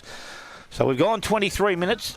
Morris Finance, first quarter scoreboard reads Corio at 3-1, Belpost Hill 1-2. All right, so Yates and Taylor now. Ball comes in. Taylor holds front position. Yates done very, very well to push him out. Gets a handball across back to Marr. Puts him under immediate pressure. Wrapped up by the Keeley tackle. Not going anywhere, says the umpire. So We'll have a ball up just outside forward 50 for Belpost still. Is that Nick Flecavento doing the running for Belpost still? It could well be, mate. I didn't see who it was. But anyway, ball's come free. That was Godwin who tried, got the ball out to Flecavento there. Quick kick along the ground, picked up beautifully by Jelenic, who then just kicks the ball long out in front of his... Oh, that was Destin Burns. Overrun it. Quick handball out the back. Another handball out the side. Missed the targets. No one really wants it here. So Destin Burns says, I'll have it. Gives it to Joel Bennett. And that's probably the worst kick you'll ever see Joel Bennett do in a game of football, I would have thought. Well, it is. And he's paid deliberate. Well, I don't know about that. He did. Yeah, I know. But it's the pressure that they've put on. Belpost have got the foot. He can't kick. He can't handball it probably because of the pressure that Corio's putting on them. Yep. So the ball to whack in down the line. Was coming here looking for Godwin, but the ball is punched away by Joel Bennett. So we'll have a boundary line throw in just forward of the Corio coach's box here on the Shell Club side of the ground. We've now gone 24 minutes, Morris Finance first quarter. So Yates and Taylor to do it. It's a fair size discrepancy there, Dale. So the ball comes in. Taylor works the front, ball goes right over the back. Ash drives on top. May have dragged it back in, but it finally spills free. Picked up there by BJ O'Toole. Very, very clever. Finds Keeley. Keeley comes back to Ash. Ash has time on the left foot. That's measured the kick, but Herman gets across. Spills the mark he should have taken. Puts the ball out in front of Kerrins. Kerrins running on there. Can't kick it up cleanly. Gets a handball out. Finds Benny Muir. Muir goes down the line looking for Mar. It's a fantastic grab. That's better. Dan Mar now. Defensive side of wing here. Goes long down the line. Looking for Yates. And Yates takes the mark. It's a great kick. Yeah. So Yates running the space well. Looking for his options. They've all led too quick and there's no one forward of the ball now for Belpost still. So he holds it up. Very smart football and that's a fantastic kick. So Clancy McKay with the ball now. Chips over the top again. That's beautifully weighted to it. Collins couldn't take the mark. Very close checking there. Toby Bennett picks the ball up. Fires it back out. Taylor nearly gets Falcon. Yates, he picks it up himself. Handball out to McKay over to Muir. Muir. Kick partially smothered. Keeley now picks the ball up. Great little misses his toe at the handball. Finds Collins instead of his own teammate. Gets the handball out. Keeley gets a chance again. Swings around the right foot. Look at this in the middle, all on his own. Lead time now for Joel Bennett. Ooh, could be 50 there for holding up, but anyway, it wasn't picked. So Bennett kicks the ball out to Savanka. Savanka on the half-forward flank. Corio attacking again. Swings around the left foot. Chips the ball up. Bit of a hospital pass, but that's a fantastic grab by Destin Burns, right on the forward 50 here. He grabbed that so hard, there was no way you could punch that ball away. Well, he's just got time. He's chipped the ball over. Loose checking there by Belpost still. Oh, the umpire hasn't paid the mark. He's called play on. So we'll have a ball up 45 metres out from the Corio goal. So ball in the air. Brought to ground by Burns. Runs it, falls over the back to Kefai. Kefai gets a handball out. Don't give this bloke a chance. No, okay, couldn't quite. Burns, the other Burns couldn't quite get it. Kerrins runs the ball out. Throws Harmer out here on half-back.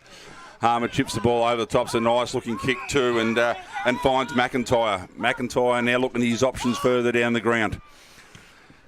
Kicks it long. Looking towards McKay. Gets the hands up. That's a fantastic grab. That's what we like to see. You're right, Dale. He's bulked up, hasn't he? He has to play on now. Had Martin on the outside running through if he wanted him, but didn't look up. So now Toby Bennett picks it up on that trusty left foot. Goes long towards BJ O'Toole. Oh, one-hander, BJ! So O'Toole, look at this. Savanka in space. Dives. Ball gets through. Picked up here. Belpost will have a chance to clear out. Flecavento now on half-back. Switches play. Not the greatest kick, I wouldn't have thought. Put his teammate under plenty of pressure. And Godwin, he's good enough. Brought the ball to ground, but ends up overrunning it. Bennett comes out. Oh, had a free kick here. You're going to go back and no advantage. Fair enough. Fair enough.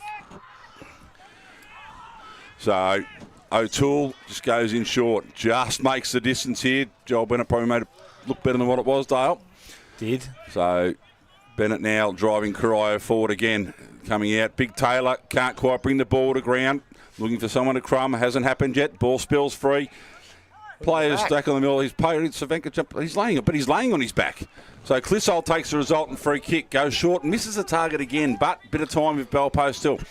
Pressure on, siren goes. Quarter time sees Corio, the home side, 3-1-19, leading Belpo still 1-2-8. Goal kickers, Dale. Yeah, all individual goal kickers. Bennett, Carr and Burns destined for the Corio side, and Harry McIntyre is the sole goal kicker for Belpo still. Take a short break. We'll come back with scores from around the ground. You're listening to 94.7 The Pulse, your home of local football.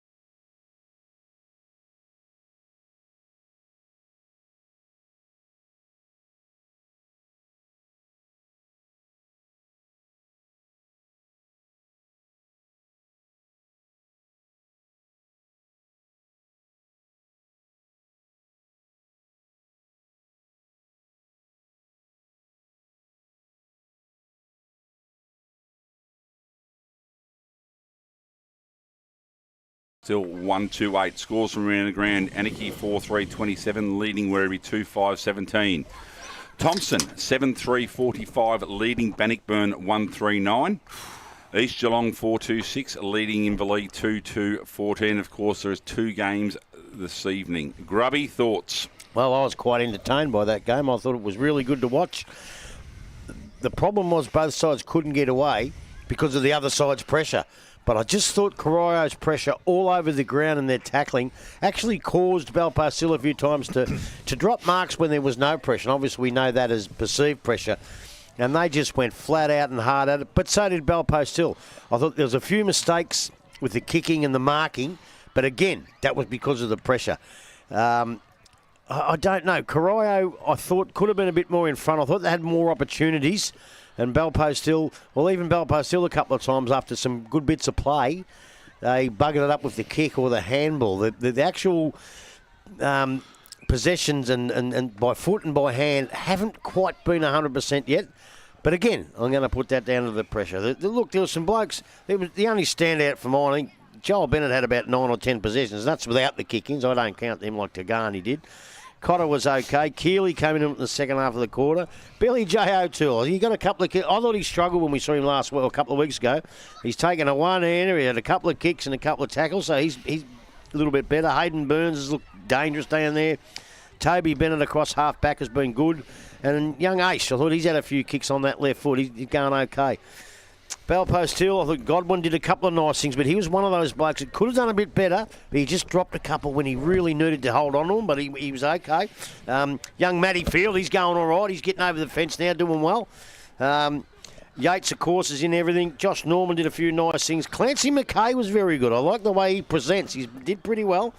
McIntyre kicked a nice goal. Jones, as I said, got the ball, but a couple of times buggered it up. He's got to worry about that a little bit. Benny Muir good in defence. And I thought Daniel Clissold went okay too. All right. Just waiting for the players. Nope. Just waiting for Steelo to play the promo.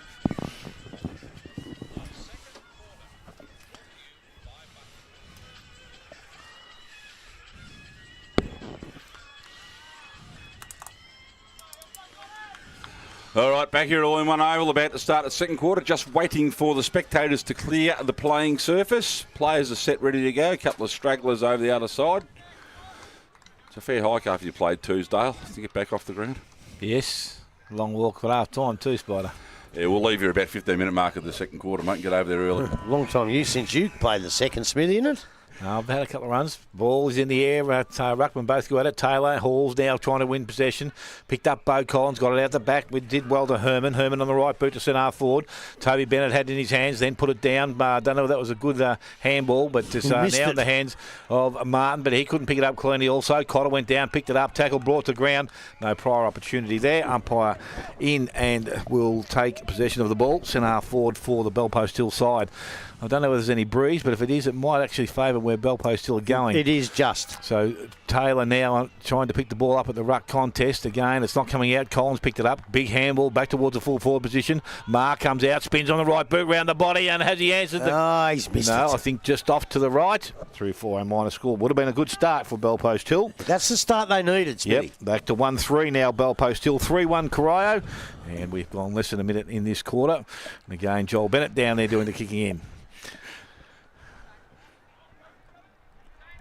He's going to have Ash short if he wants him. He hasn't even looked at him at this stage. He's still running to the pocket.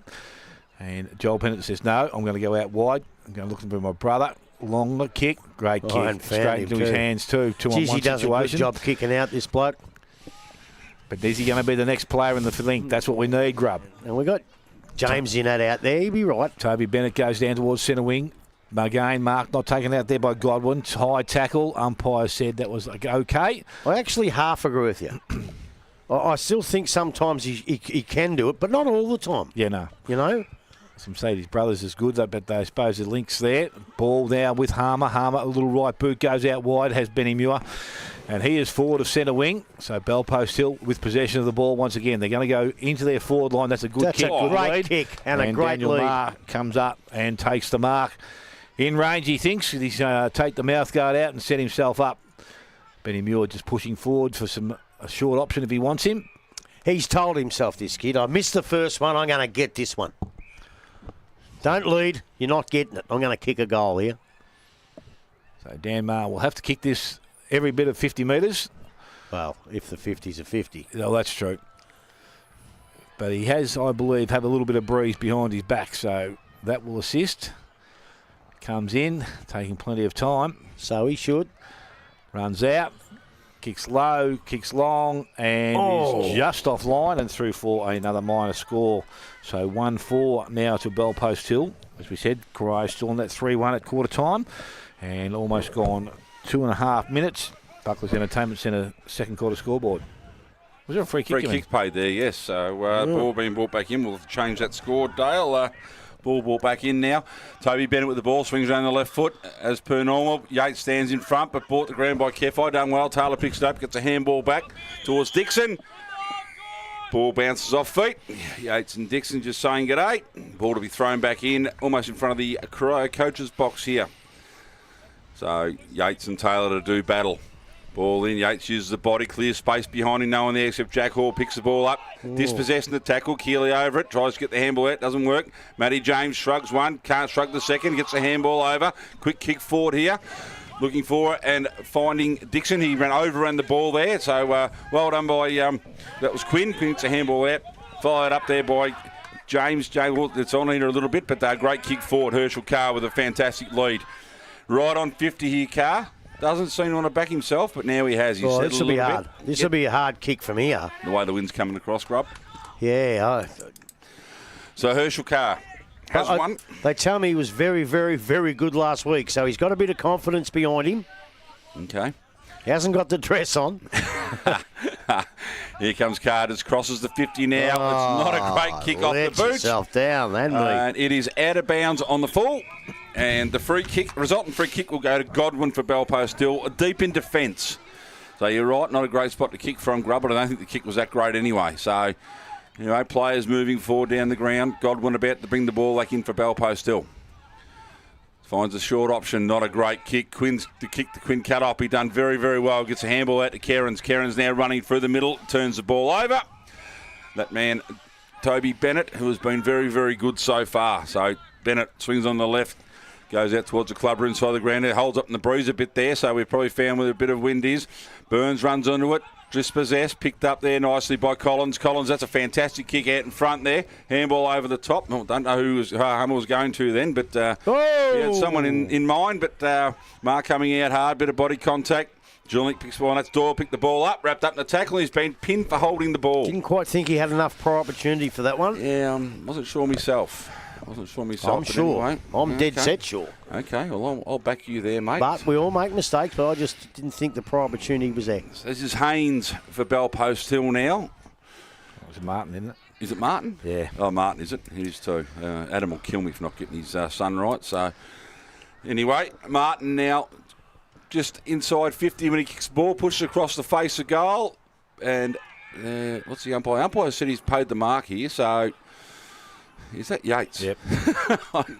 Is there money or he's not? I just wonder if he took the second grab in the field of play. Well, I thought the first one was punched through, but anyway, Jack Yates now hard up against the boundary post. He's going to take his 2 steps, swing around the right foot.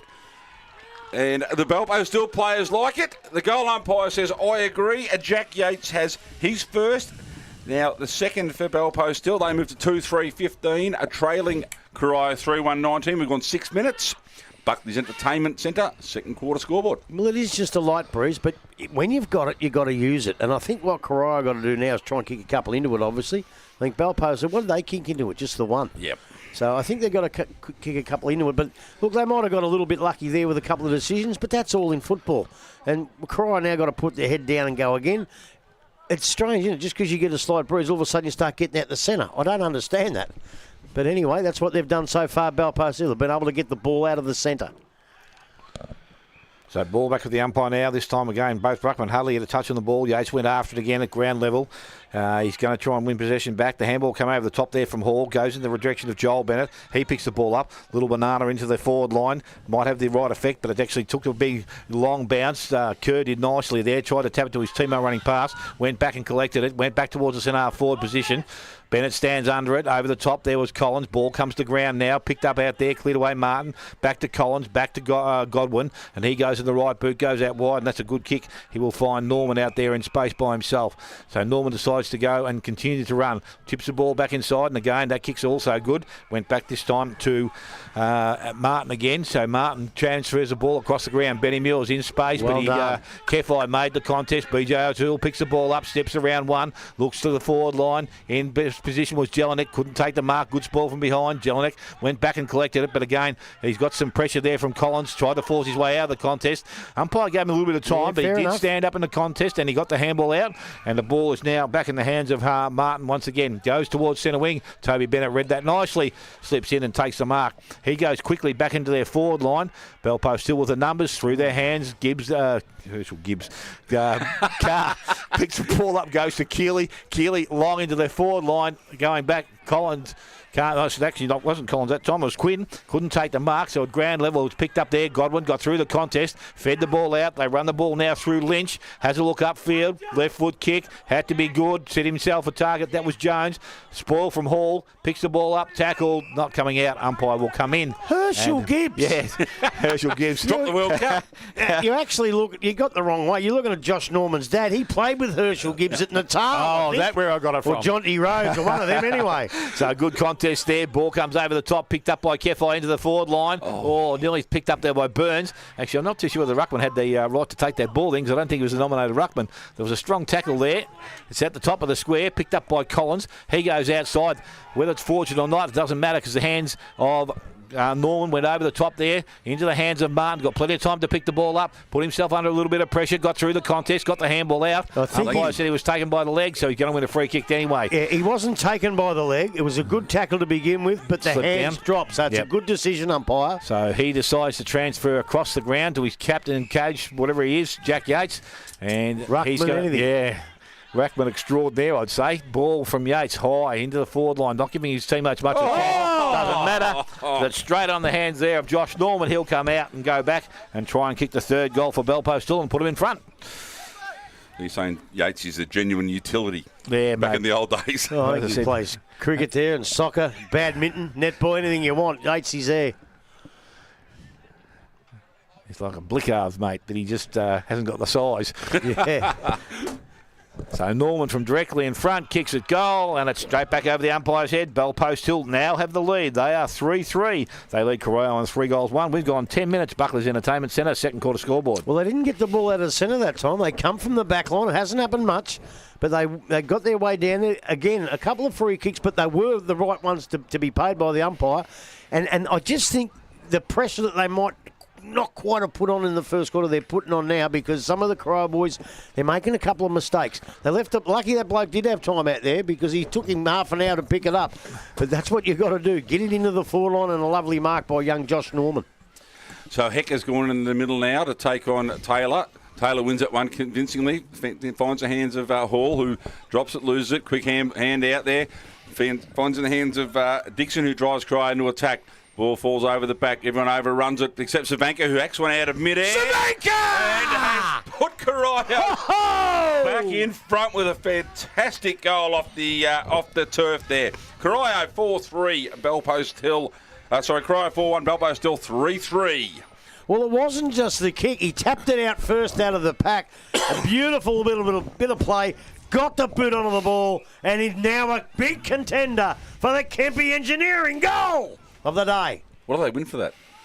Well, The honour. a tour of the Kempy Engineering factory. They get a free steel fabrication made up. Free nuts and bolts. Free nuts and bolts. I know the mark of the day gets a pie.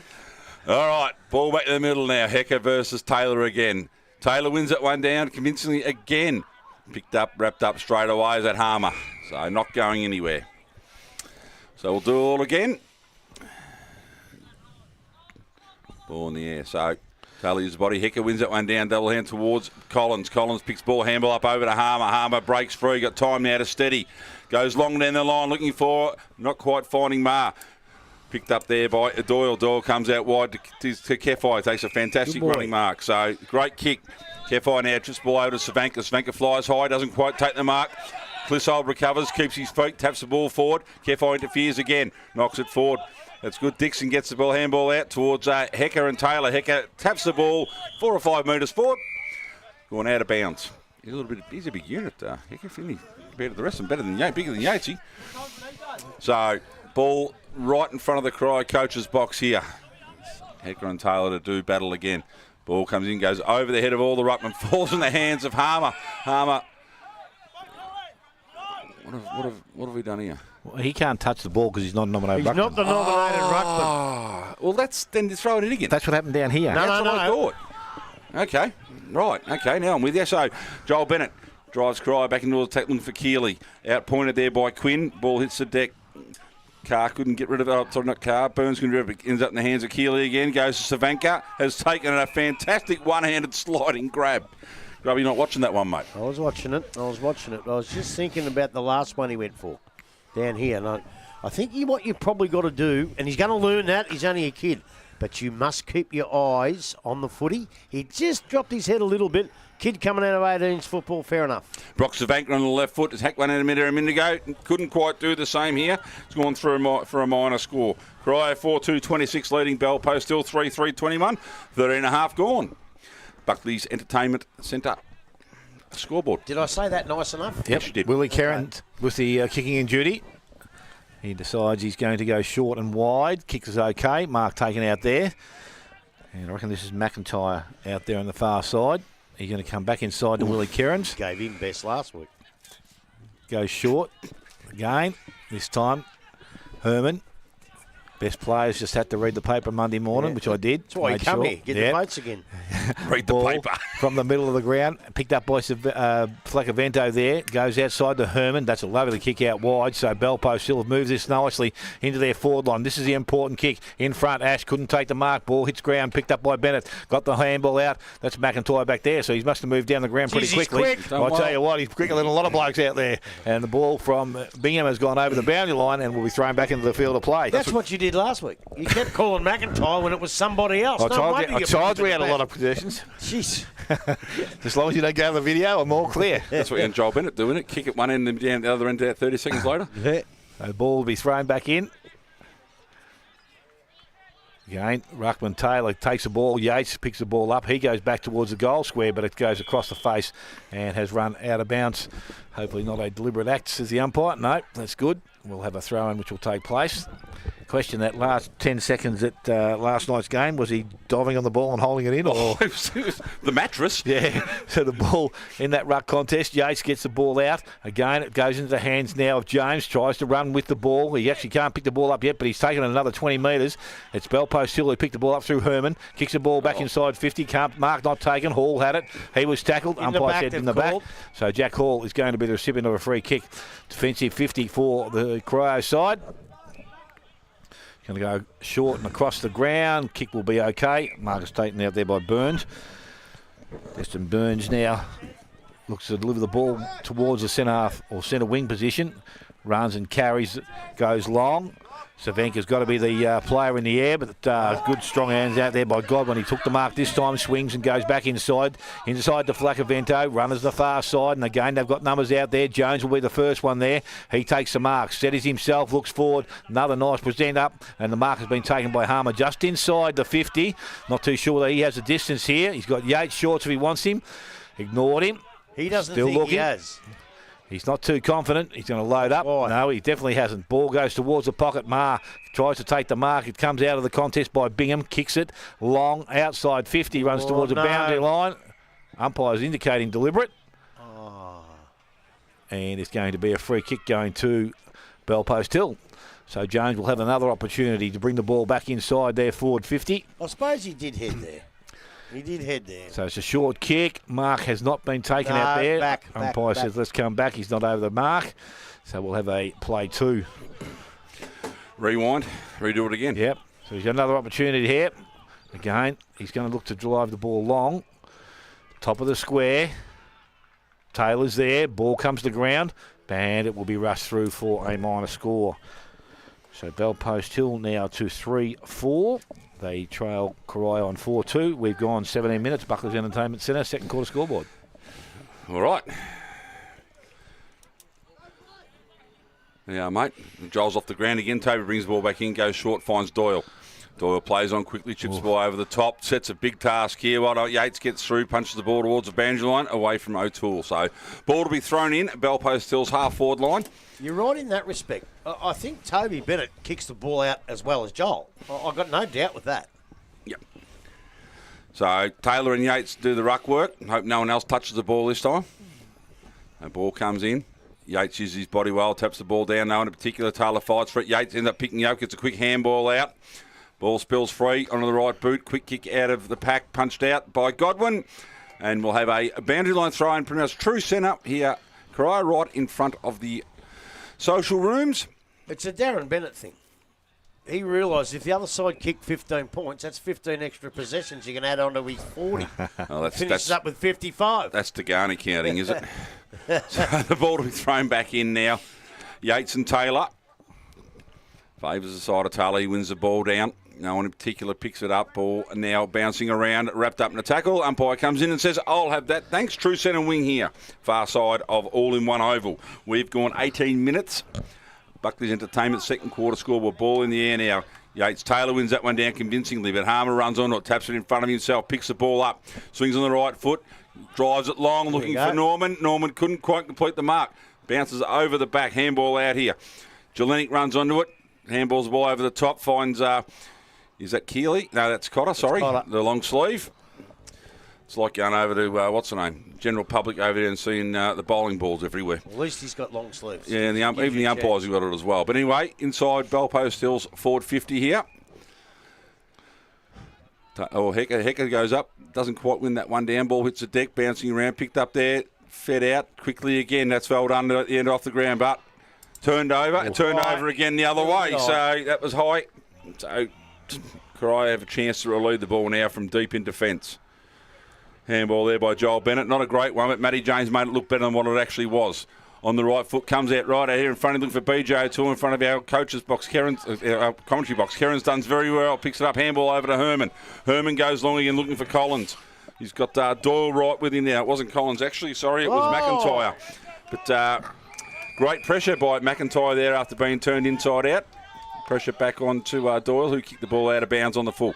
Ball brought back in quickly here. Herman goes to Norman. Norman again to Collins in the middle. Collins has another one further across. It's Godwin. Godwin now looking long down the line.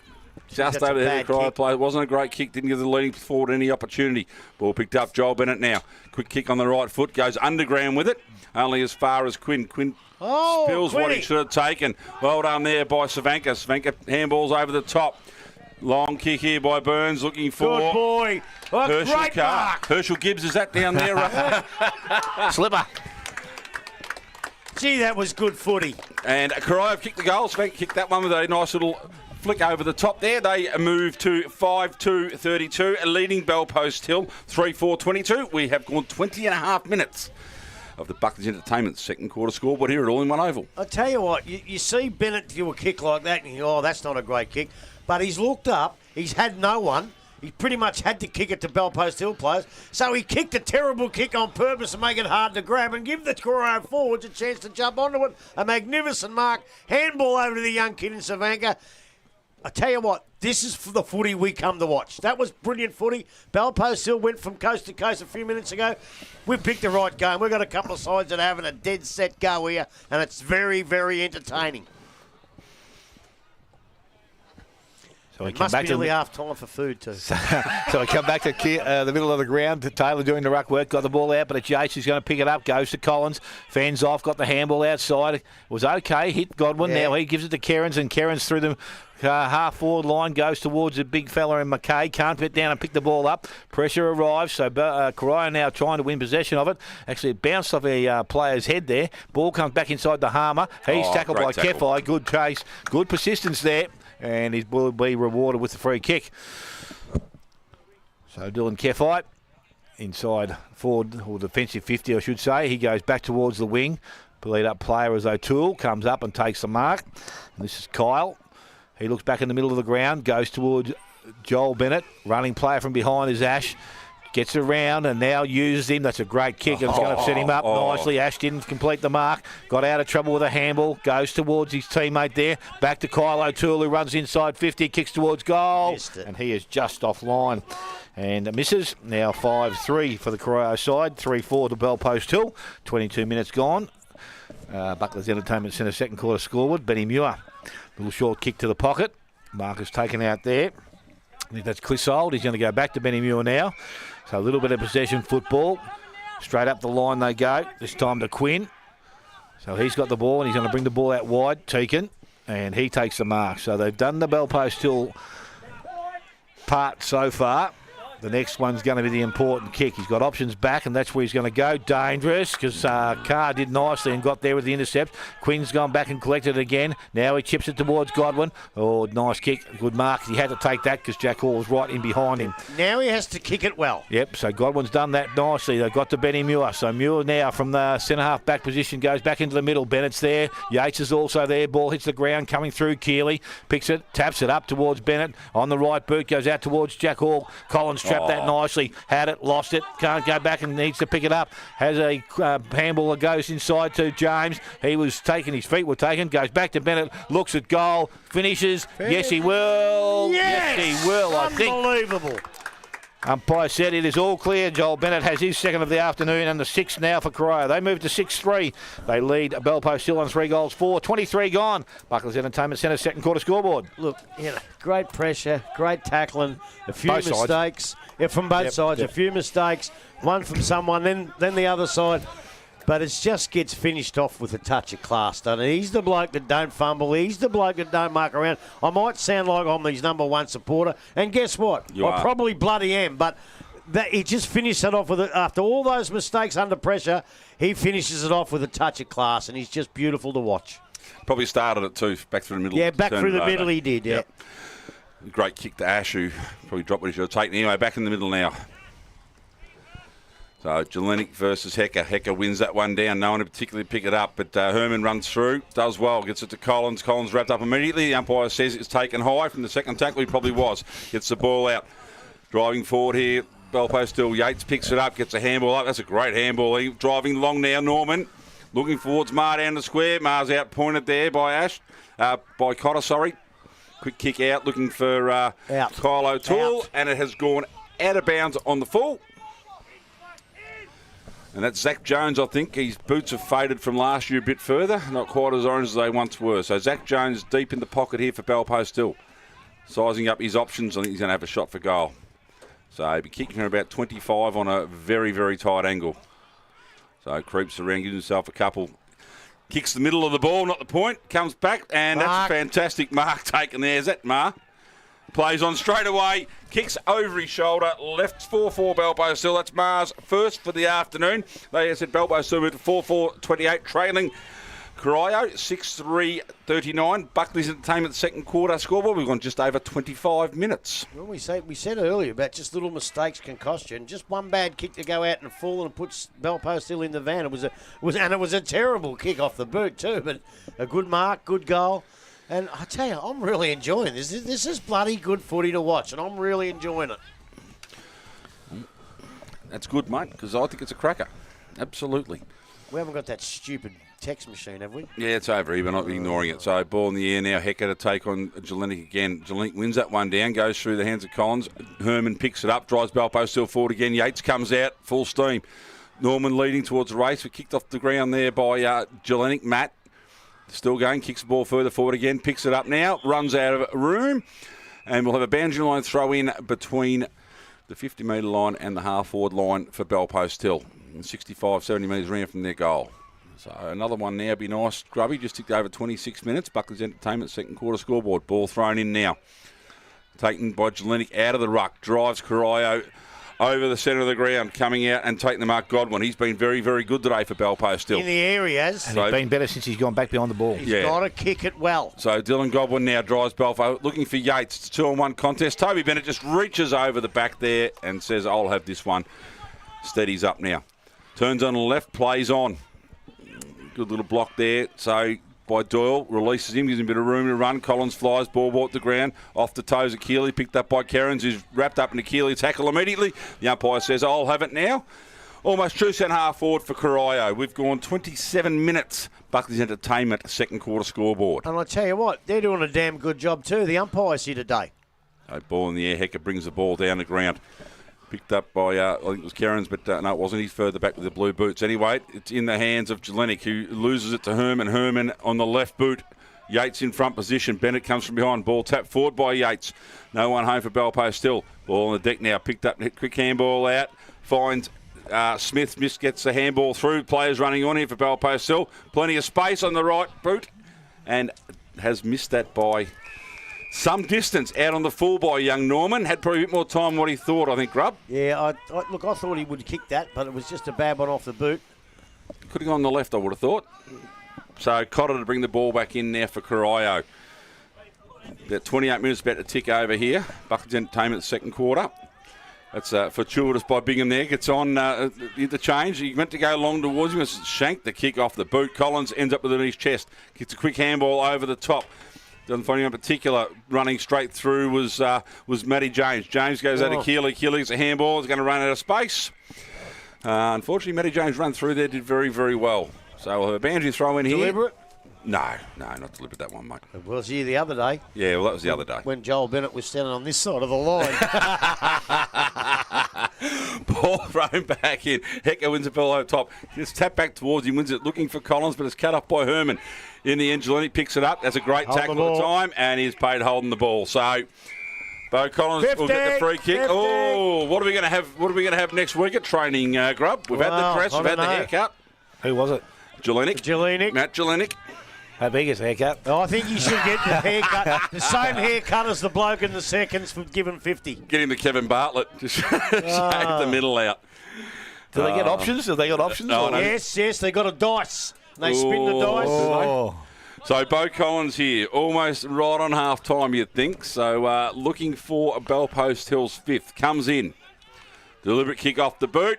Oh, he's hit the post. Hit the post. So Bo Collins has his first score. Bellpost still 4-5, 29. Is it 4-5? Yep. Yeah, 4-5, 29. Corio 6-3, 39. We've gone 29 minutes. Joel Bennett with a kick in, goes out wide. Mark is taken out there. And it's by Bartolo. Yes. He's Little Johnny. Yep. Could be a father-son for Bellpost Hill, El Corio. Doesn't matter. Picked up there, and they go back inside the middle. That's a nice kick again to Hall. So they're moving the ball forward. I think it's 4-6-30, isn't it? Yeah, well, I've got 4-5, but they took that point off. No, there's a point off. There's a free kick paid. Remember? Ball comes outside to Jelenic. He wants to continue and run. Plays on now, and he goes long and flat over the top towards Kefai. He's going to run inside 50. If he picks the ball up, he's going to get a late chance. Looks at goal, and finishes. Dylan Kefai, nice finish. All right, on half time, 7-3 to the Corio side. They lead Bellpost still 4-5, and as I said, 30 minutes gone. Buckers Entertainment Centre, second quarter scoreboard. Well, again, beautiful, beautiful football to watch, and I tell you what, I thought Brock Savanka had that Kempy goal of the day in his hands, but I tell you what, this kid might have just taken it out of his hands, because that is a goal of the day. Kempy Engineering contender. Okay. That was I'll tell you what. It's a cracker. He has actually played a really good game, this kid. A really good game. I've liked him probably since halfway through the first quarter. He's really played tackling, kicking, marking, everything. So ball back in the air, brought down the ground. Players overrun it, but falls in the hands of Bo Collins. Drives Bellpost still forward. Yates is looking to clear the space. Probably got to turn around and take the mark. But anyway, falls over the back here. Overrun again. So picked up by Corio. Overrun. Here we go. Free kick to Corio for too high. Advantage has been paid. So, no, they're not paying advantage. Oh, come apparently. on. That's advantage one. Oh, well. I think he was just about to call it grubbing. I think the player stopped, so he called it back. All right, fair enough. Might have been the issue, but it is now in the hands of Noah Bartolo. So, little Johnny about to bring the ball back in to live play. Umpire's call time off. So Noah Bartolo goes down the line looking for Taylor, but it's chopped off beautifully there by Herman. Herman plays on quickly. Oh! What's he going to do? He's going to pay it. He's going to pay it, I think. So is that Ma again? Yep. Oh, I want to see the replay of that. I'm watching it now. Oh, all right, that's after the siren, but anyway. I don't care. Dan Ma having a shot now. I don't know whether the siren matters. I think it's when the umpire calls. Yeah, it is when the umpire calls. He didn't get a chance to call it, so he's got to pay the mark. I'll give him that one up. Yeah, no, that's fair enough. Yeah. That is probably the rule too, Grub. Yeah. So Dan Ma has a chance to kick Bellpost Hills fifth after the half-time siren, so Grubby's going to really struggle to get there to get something to eat. So Dan Ma from about 45. Tough angle. Little kick off the boot. Has pushed it narrow and has gone through for a minor score. So half-time sees Corio 7-3. 45, leading Bellpost Hill 4-6-30. Goal kickers, Dale. Yeah, goal kickers at this stage of the game. 2 each to Joel Brennan and Brock Savanka. 1 each to Carr, Burns, that's Destin and Kefai. And for the Bellpost Hillside, 1 each to Yates, Norman, McIntyre and Marr. Take a short break. Come back with all the action around the league. You'll listen to 94.7 The Pulse, your home of local football.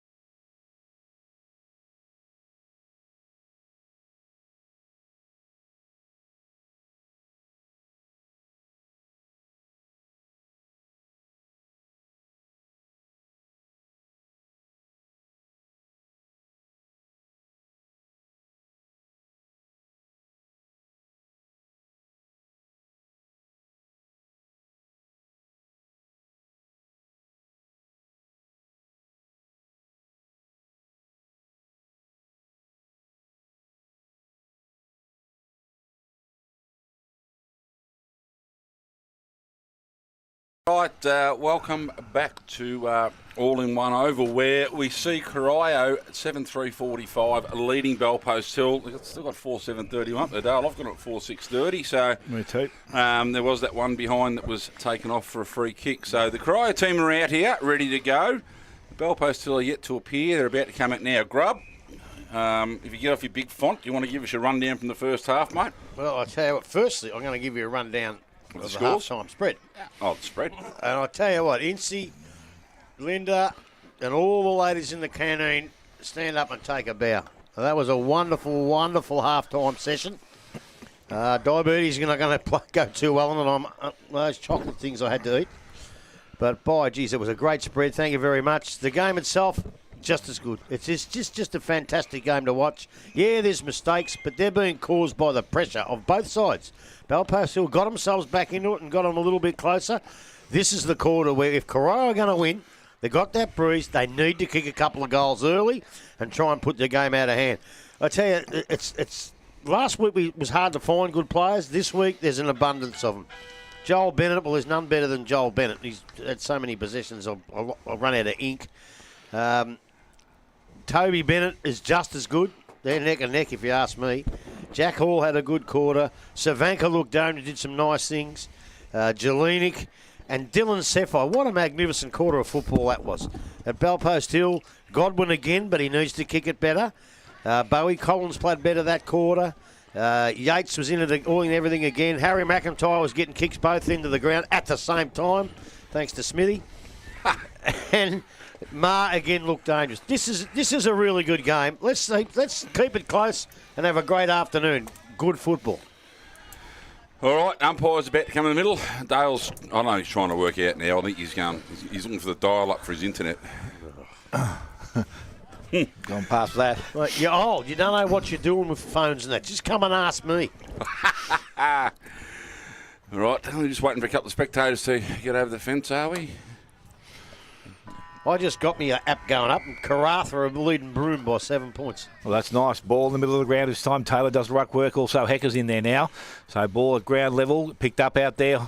Hall just puts boot to ball. Actually went the wrong way, but it doesn't matter because it's going to be picked up. Or was not picked up by Martin. Hall went back and collected it once again. He's tackled, brought to ground. And umpire correctly calls that no prior opportunity. Will come in and take possession of the ball. Did go the wrong way. He did go the wrong way, didn't he? Yep.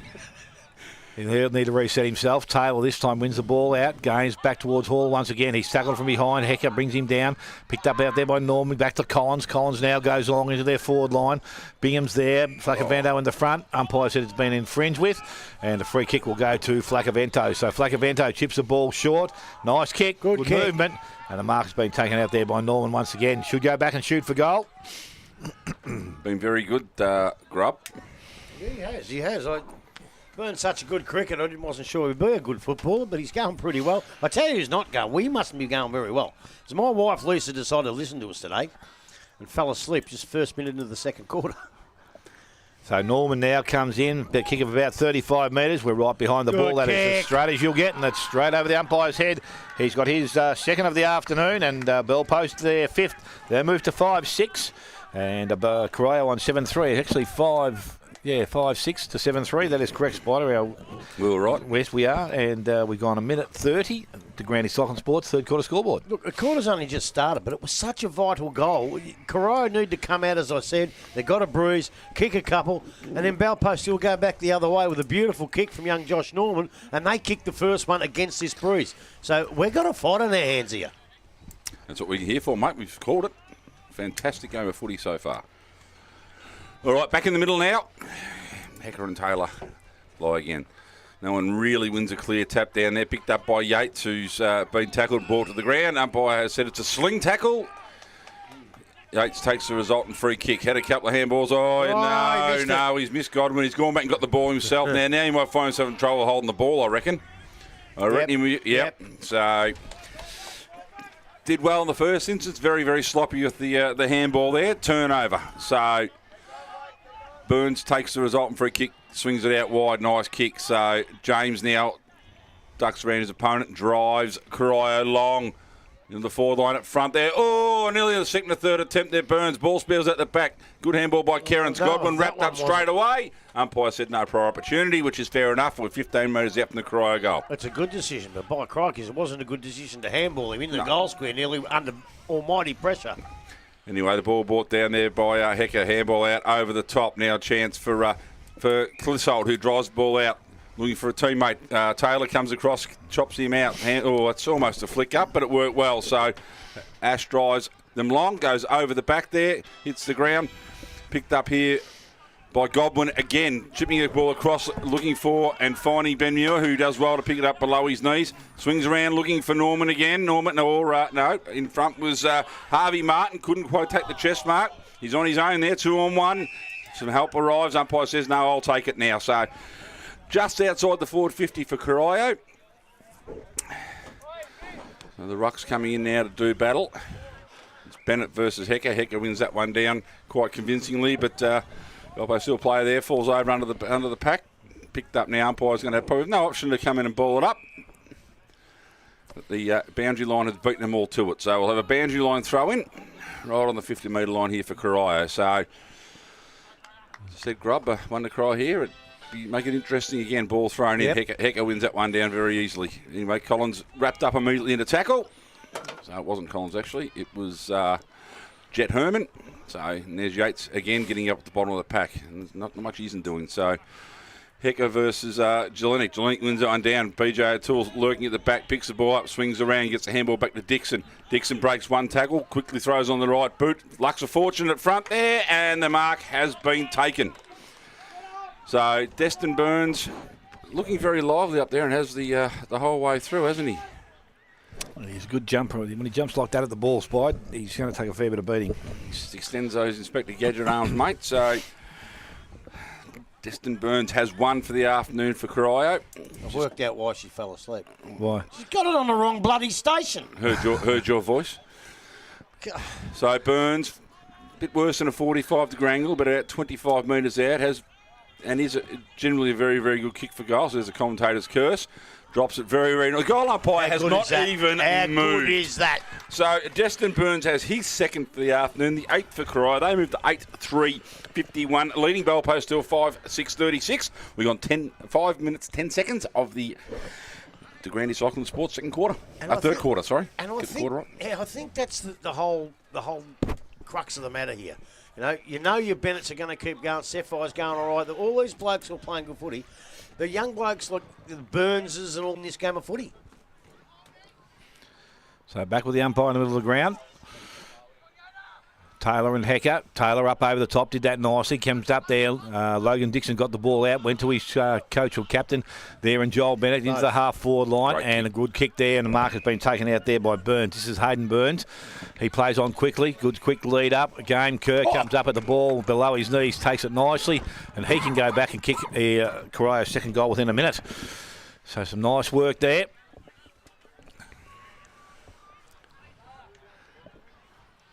That's a fantastic pickup, full tilt. Corio runner's not running too well up there. Well, you're going to have to change with Barry O'Toole. Barry fell off something at work and done his back. Oh. So Carr now is going to kick at his second goal of the afternoon. Comes in. As I said, a little bit of breeze behind him, I would think. Kicks at the ball. Umpire again doesn't move that far. And he has his second and the 9th now for Corio. They move to 9-3. They lead Bellpost Hill, who are on 5 goals, 6. Ticked over 7 minutes. The Grandi Cycle Sports third quarter scoreboard. And that's where Darren Bennett, sitting in the coach's box, would be so happy that your forwards, the blokes that you want to kick truly, have kicked 2 beautiful straight goals in a row. Obviously, they do it at training. Sometimes it doesn't come off in a match, and a bloke might kick 1-5, like last week at East. He'd be so happy to see these blokes kicking beautiful straight goals like that. Yep. So, back in the middle, Hecker and Taylor go at it again. Taylor wins that one down to Matty James. Runner Matty James overruns it. Bo Collins picks the ball up, but he's met beautifully with a hip and shoulder there by Clyde. And ball picked up again now and spills out. Picked up by Clyde and again, wrapped up in a tackle. Ball going nowhere, and the umpire says, I will have it. Centre wing commentary box side of here, all in one oval. So, Hecker, Taylor. Taylor's used the body, gets in front, gets it as far as Herman. Herman goes to Yates. Yates on the right foot. Kicks Sport there from behind by Jones, but good enough by Doyle to pick it up. Goes to Bennett. Bennett goes long, looking forward for Savanka. And what a beautiful kick that was again. He just kicked in the space beautifully, didn't he? Yeah, he does. Didn't change stride. Nah. So Savanka goes back on the left foot. Kicks long, and I'll tell you what. Now, Darren, Hey! I actually thought he was going to back himself, but young Brock Savanka has kicked his third. The 10th for Corio. Corio got a 10-3-63. Leading Belpo still 5-6-36. We've gone 8.5 minutes. The Grandy Cycling Sports third quarter. Well, don't you just love that? That kid thought, I can kick this. Other people like us thought we might not. He just swings around and goes, bang, and kicks a goal for an 18-year-old in only his third game for the club. Magnificent to see, but Belpost Hill's time is now. Because if Corio can kick a couple more goals, this is not a big enough bruise to be able to come from 5 or 6 down. They've got to kick a couple too and get it closer. Otherwise, they're in for a torrid time if they can't do that.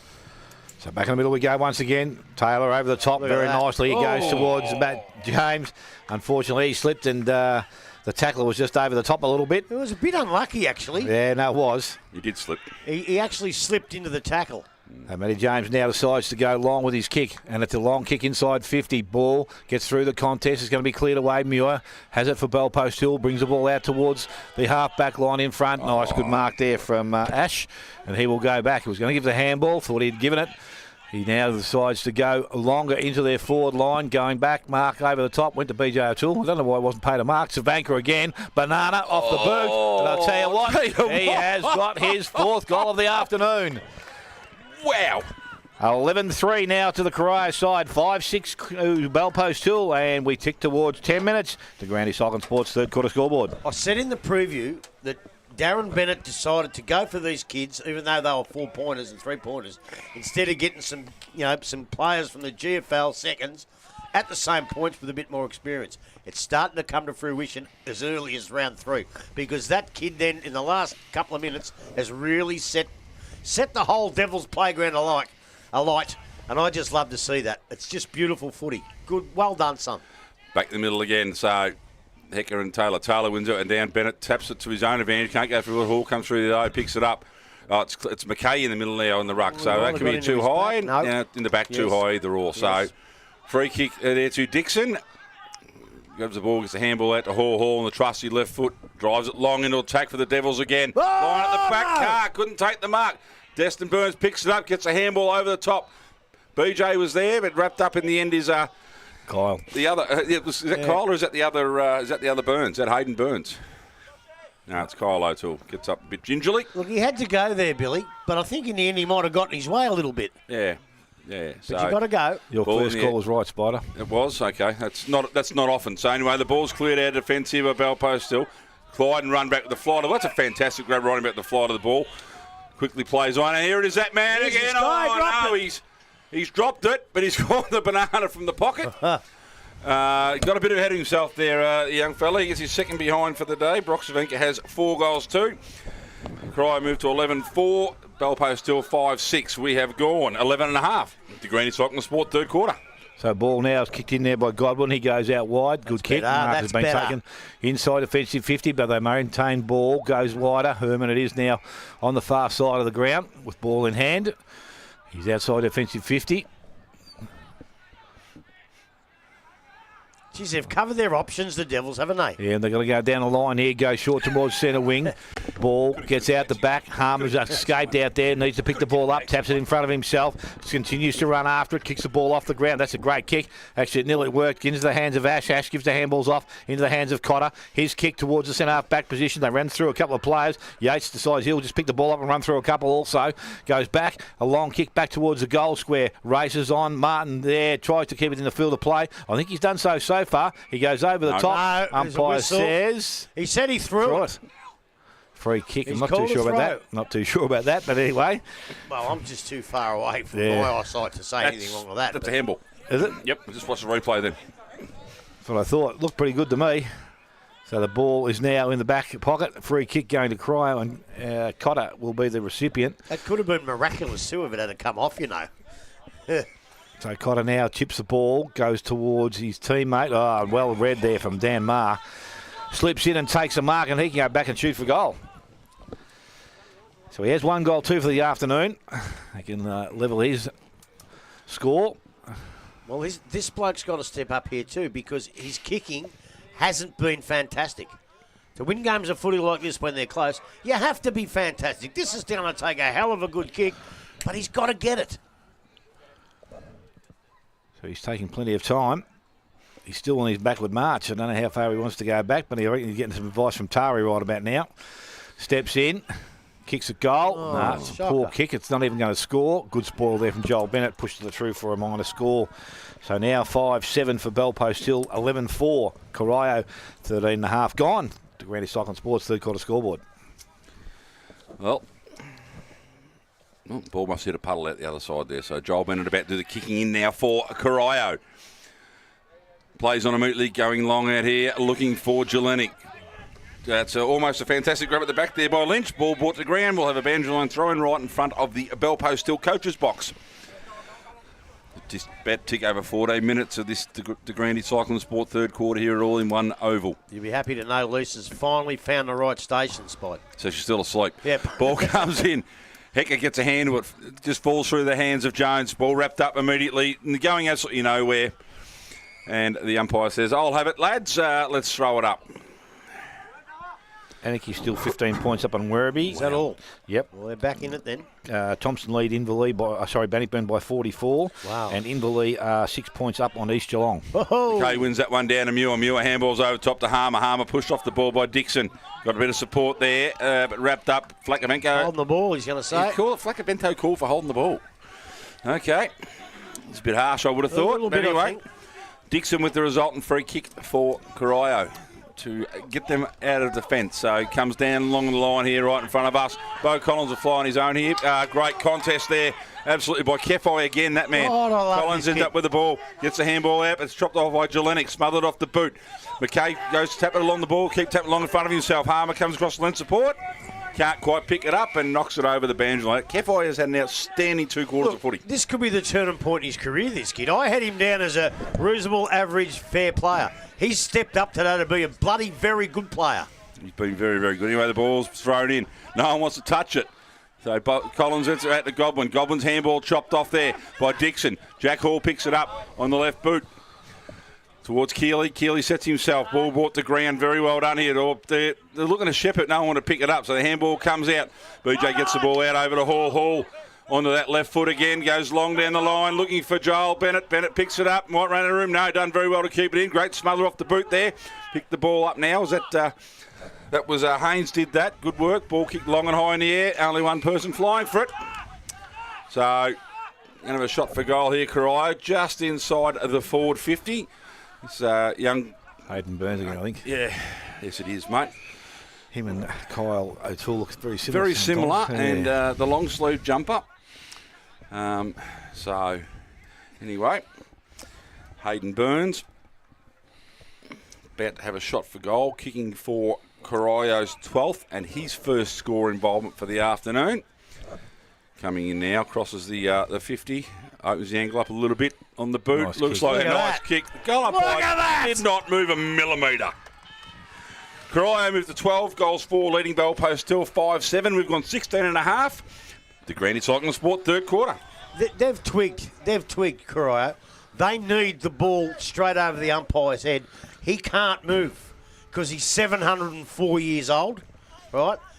And he's just the oldest coot running around. So he's another mate of yours. He's 5 games short of his 1800th game. Oh, my God. Noel Hooper, one of the great gentlemen and the great umpires in their history. He was a central umpire. He was in the history of Geelong football. 5 games off 1800. What a champion bloke. So Bale back with the middle now. Jelinic's him. gone in to do the ruck work. Both players get a bit of a touch on the ball. Goes into Keeley. Keeley just puts it on the boot, heads it towards centre half back or centre half forward. done. Joel Bennett fended the space off nicely, but Kieran's arrived first. Little kick sideways, okay.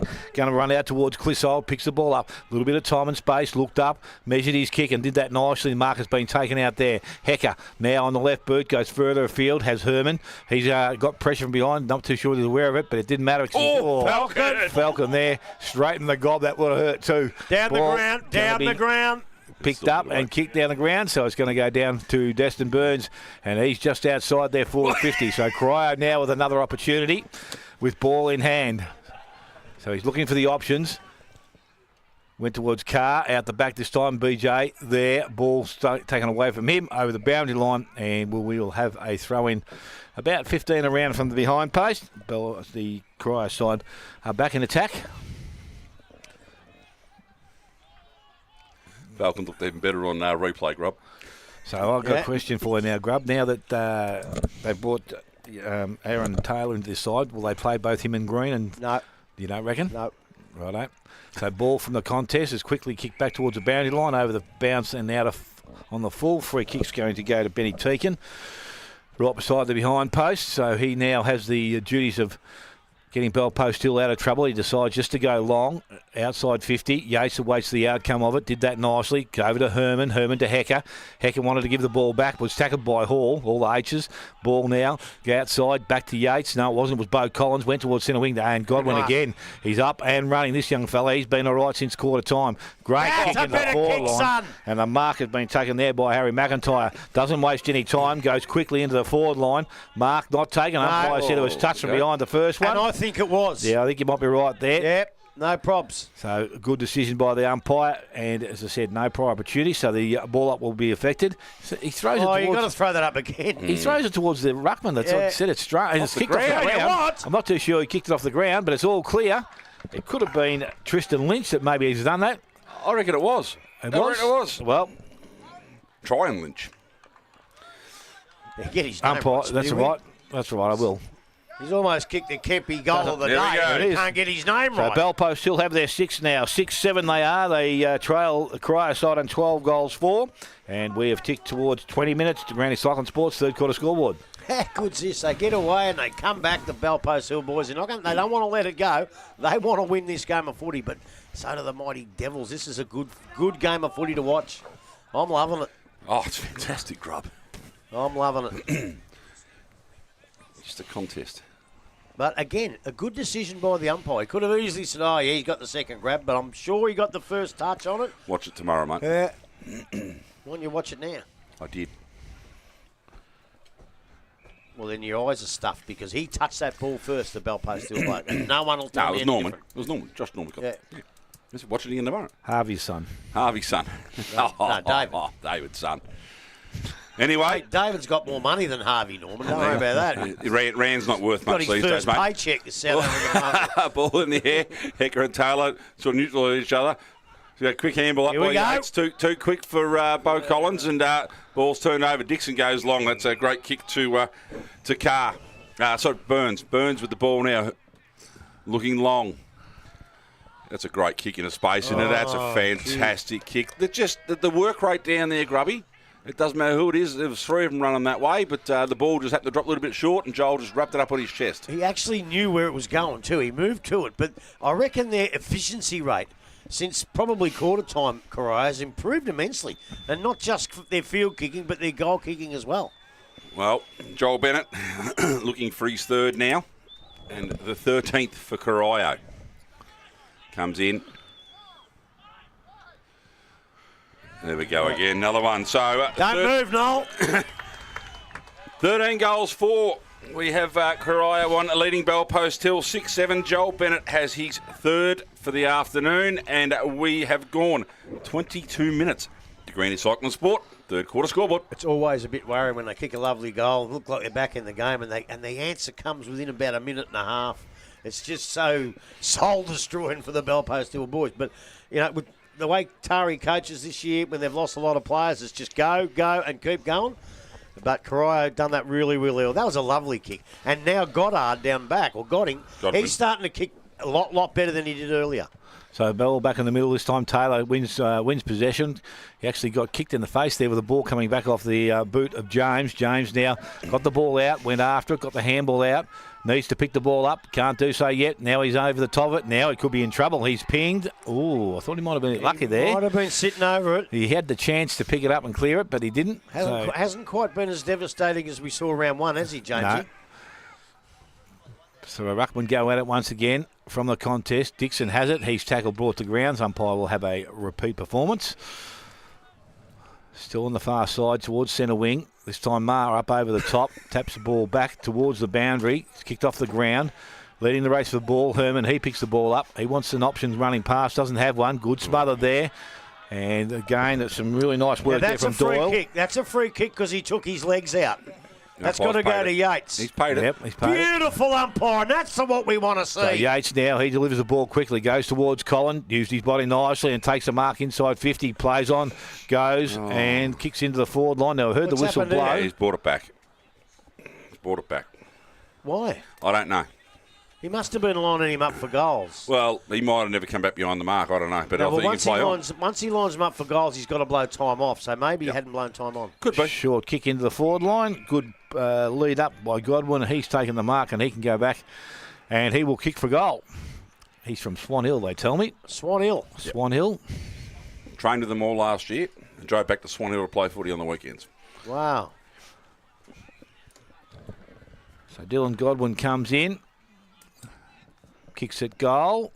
I'll tell you what, it's not going to be too far away. Gets to the top of the square, and it's going to be run through for a minor score. So it is now 6-8 Bellpost Hill, 13-4 to the Corio side, 24 gone. The Granny Cycling Sports third quarter scoreboard. Swan Hill, a bit like you, Smitty. You go to Swan Lake, don't you? Yep. Swan Lake. Ball brought back in by Joel Bennett, goes short. Finds Doyle. Doyle just sizing up his options. Club room side of the ground. Chips another one over the top. That's well measured out in the end, wasn't it? Into the hands of Bigham. Little black. Oh, no, that's Noah. Sorry. Chips the ball over to Joel Bennett. There's your kick. We finally got him at the end. Goes back to Doyle. Haven't really progressed much, but a few possessions came around. Chip long down the line. Overrun by Loic Healy. Picks the ball up. Looking for options. Goes backwards. It's not a bad handball in the end. Finds Burns. Burns gets the ball up. Picked up by Herman. Herman on the left foot for Bellpost still. Drives them forward. Has gone wide. Has it gone too wide? No. The umpire says we'll ball it in. Thank you. A couple of Corio players appealing for out there deliberate. Umpire not having a bar of it. Or was he? Apparently he has. So, see a resultant free kick now. No? What are we doing? I'm not too sure. I think everyone's confused out there. It must have gone out of bounds on the full. But I've seen the umpire put his hand up to throw it in. Anyway, it doesn't matter. Corio the ball now just outside the defensive 50. Long down the line. Nice looking kick. Oh, yeah, really nice looking Not kick, isn't really. it? No, Yates stands his ground, takes a fantastic... There's a finger breaker. Grub? Yeah, it was. Not his fingers, though. No, Yeah, look, he's not as big as all the ruckmen, obviously, but I tell you what, he's strong as any of them. he is. So he chips the ball across now, Yates, that is, to Clissold. Clissold, true centre half back here for Bellpost still. Looking at options down the ground. No one inside Corio's forward 50. So he is forced to go wide again. And back it comes to Clissold. So they've pushed him back a bit further. Now he's looking to come across again. Looking for and finding Teakin. Teakin has time. Strong lead there by Harmer. Ignored. Goes back in the middle looking for Kerrins, but it's cut off. Not a great kick in the end. But BJ picks it up on the right foot, chips it out wide to no advantage, but Kyle O'Toole runs onto that one, goes over the top. Herschel Carr fighting hard, does really, really well, wrapped up in a couple of tackles. Umpire about to blow his whistle, said, I'll have the ball, thanks, lads. Half forward here for Corio. I just think when you get the ball like that, you should honour a strong lead by Harmer, because if you do muck it up, or it just goes over the boundary line, if you muck that one up, you set yourself up. You do. So the ball in the air now. Herman wins the ball out of the air. That's a fair grab. That is a fantastic grab. Godwin again goes out to Harmer now. Harmer goes long down the line. Not much up forward. Goes over the back. No, it doesn't. It's a fantastic grab taken there by young Bigham. Looks around, plays on, changes direction, comes back out here. Nice kick. So Toby Bennett with the mark inside defensive 50. But plenty of time to size up his options. Umpire now says... Rightio, play on, move it on. So he chips the ball out wide here, looking for Doyle. That's a fantastically weighted kick and a great grab. So Doyle takes the mark in front of a couple of Bellpost still players. Yeah, Harmer was guarding grass. I think he should have come back a little bit earlier. Yep. And Jackson Doyle was going to go short now, changed his mind. Decided to go long, gets nowhere. Collins sat and waited for it. Jalik read it better. Oh, that's not a great kick. But anyway, on the deck, Kerrins overruns it. Picked up there And cleared again now for Bellpost Hill. Maybe too much on it, I reckon so. It's hit the commentary box. Didn't knock the power out though, so we're still on air. Anyway, Dixon for Corio to take the kick. Plays on as soon as he can. Carr looking for Carr, and there is Yates again standing his ground. Taking another great overhead mark. Trips the ball on towards Herman. Herman running through the glue pot. Managed to hold his ground. Handballs the ball out to Clissold, who takes a bounce. And Clissold now drives the ball forward for Bellpost Hill. Out wide. Ball bounces over the top of everyone's head. Toby Bennett punches the ball forward, follows up. Quick kick on the right foot out in front of Jelenic. Jelenic come across, make pressure. Ball's knocked out of bounds right in front of the social rooms here at All in One Oval. We have gone 28 minutes. I love that. Cycling Sport. Just pushes it, kicks it, but just gives them an extra 20 metres. Yeah. That's all he did. Just push the ball along. The ball back in. Marr takes the ball out of the ruck, throws on the left foot, smothered immediately. Cry with the numbers around the ball. They sort of sat back and watched Seasham, didn't they? Harmer taps the ball out. Picked up there by, nearly picked up there by Doyle. Spills free. The rugby scrum happens here. Bellpost Hill going about another 8 metres, and we will have another ball up. True centre half forward for Bellpost Hill. 29 minutes about to tick over here at All in One Oval. So ball in there. Looks like Marr's doing the ruck. Taps the ball back towards Yates. Yates tries to hack it out of the ground, doesn't, but picked up by Marr on the left foot. Goes long. Braden O'Connor reads it the best of everyone. That's sort of a barrel. Braden Cotter. I said Braden O'Connor. What am I making up now? Don't worry, mate. It's all right. It's all right. Well done, Smithy. Benny Muir picks the ball up. Looks to go barrel back. Big fly by Godwin. Can't take it. Ball lands in the hands of Joel Bennett. Handballs to Jack Hall. Goes to Ash. Ash goes long down the line in front here. What a fantastic grab again. There we are, Dale. Destin Burns again in front. Hard to beat, isn't he? He just attacks the ball. He's actually, if you gave him the space behind him, if you let him have the first 50 and 40 metres clear everyone out, I reckon that he wouldn't be a player in the comp that could run with him. He's got fantastic speed, hasn't he? Off, the first 15 minutes gets that space. And if he can jump at the ball, it's even harder. Oh, look at this. Oh, look at this. No, just while the siren didn't go in between kicking the ball. That is very loose checking there by a Bellpost Hill. Having a bloke standing 25 metres out. There goes the siren. He only just got that in, didn't he? Wow. So who's got this? Clyden, I think. Clyden? Is it 15? So, yep, Jacob Clyden coming in after the three-quarter time siren on the boot. The goal umpire has not moved again. That is 14 goals for to Corio, leading a Bellpost Hill 6-8-48. Jacob Clyden has his first. Dale, goal kickers for the game. Yes, right. We're going well now. Brock Savenk has 4, Joel Bennett 3, Herschel Carr 2, Destin Burns 2, one each to Hayden Burns, Jacob Clyden and Dylan Kefai. And for the Bellpost Hill side, 2 to Josh Norman, 1 to Jack Yates, Harry McIntyre, Dan Marr and Tyrone Lynch. So that's their 6. We'll take a short break, come back, and we'll have scores from around the ground. And Grubby will go through everything that's happened here the first 3 quarters. You're listening to 94.7 The Pulse, your home of local football.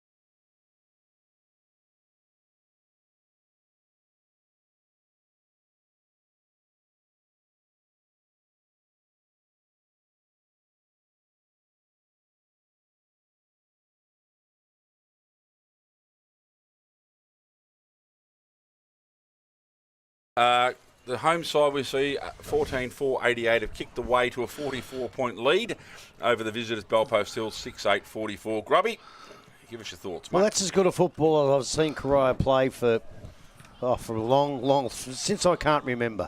They did everything right. They had plenty of opposition. The pressure was still there, but they got it out of the centre. And their kicking for goal was just pristine. It was perfect. And a lot of sides don't do that. And you can, like, what are they? 14-4. 7-1 they kicked that quarter. 7-1, It could have easily been like 8-6 or something like that, and the game is right in it. But the umpire never moved any of them. Yep. I got the wrong umpire anyway. I think Noel was up the other end, but it didn't matter. We give him a plug anyway. But look, they were very, very good. But it's what they had to do. I know it's only a breeze, but a lot of them times you get a bit of a breeze, it becomes psychological and it gets into your head, and they really used it. And they've got themselves a buffer that they should go on and win the game. But Bellpost Hill, as we've seen for the last 20 years since 2010 or 9 or 8 or 7, they never give up. They keep doing their practices. They keep doing their game plans. They keep going and going and going. And now they've got this breeze, and they'll be right in it. They'll be going 100% to try and still win this game of football. Not quite sure they can do that from this position, but I tell you what, they'll give it a real good hard go. I thought for Corio, Bennett Cotter again was good.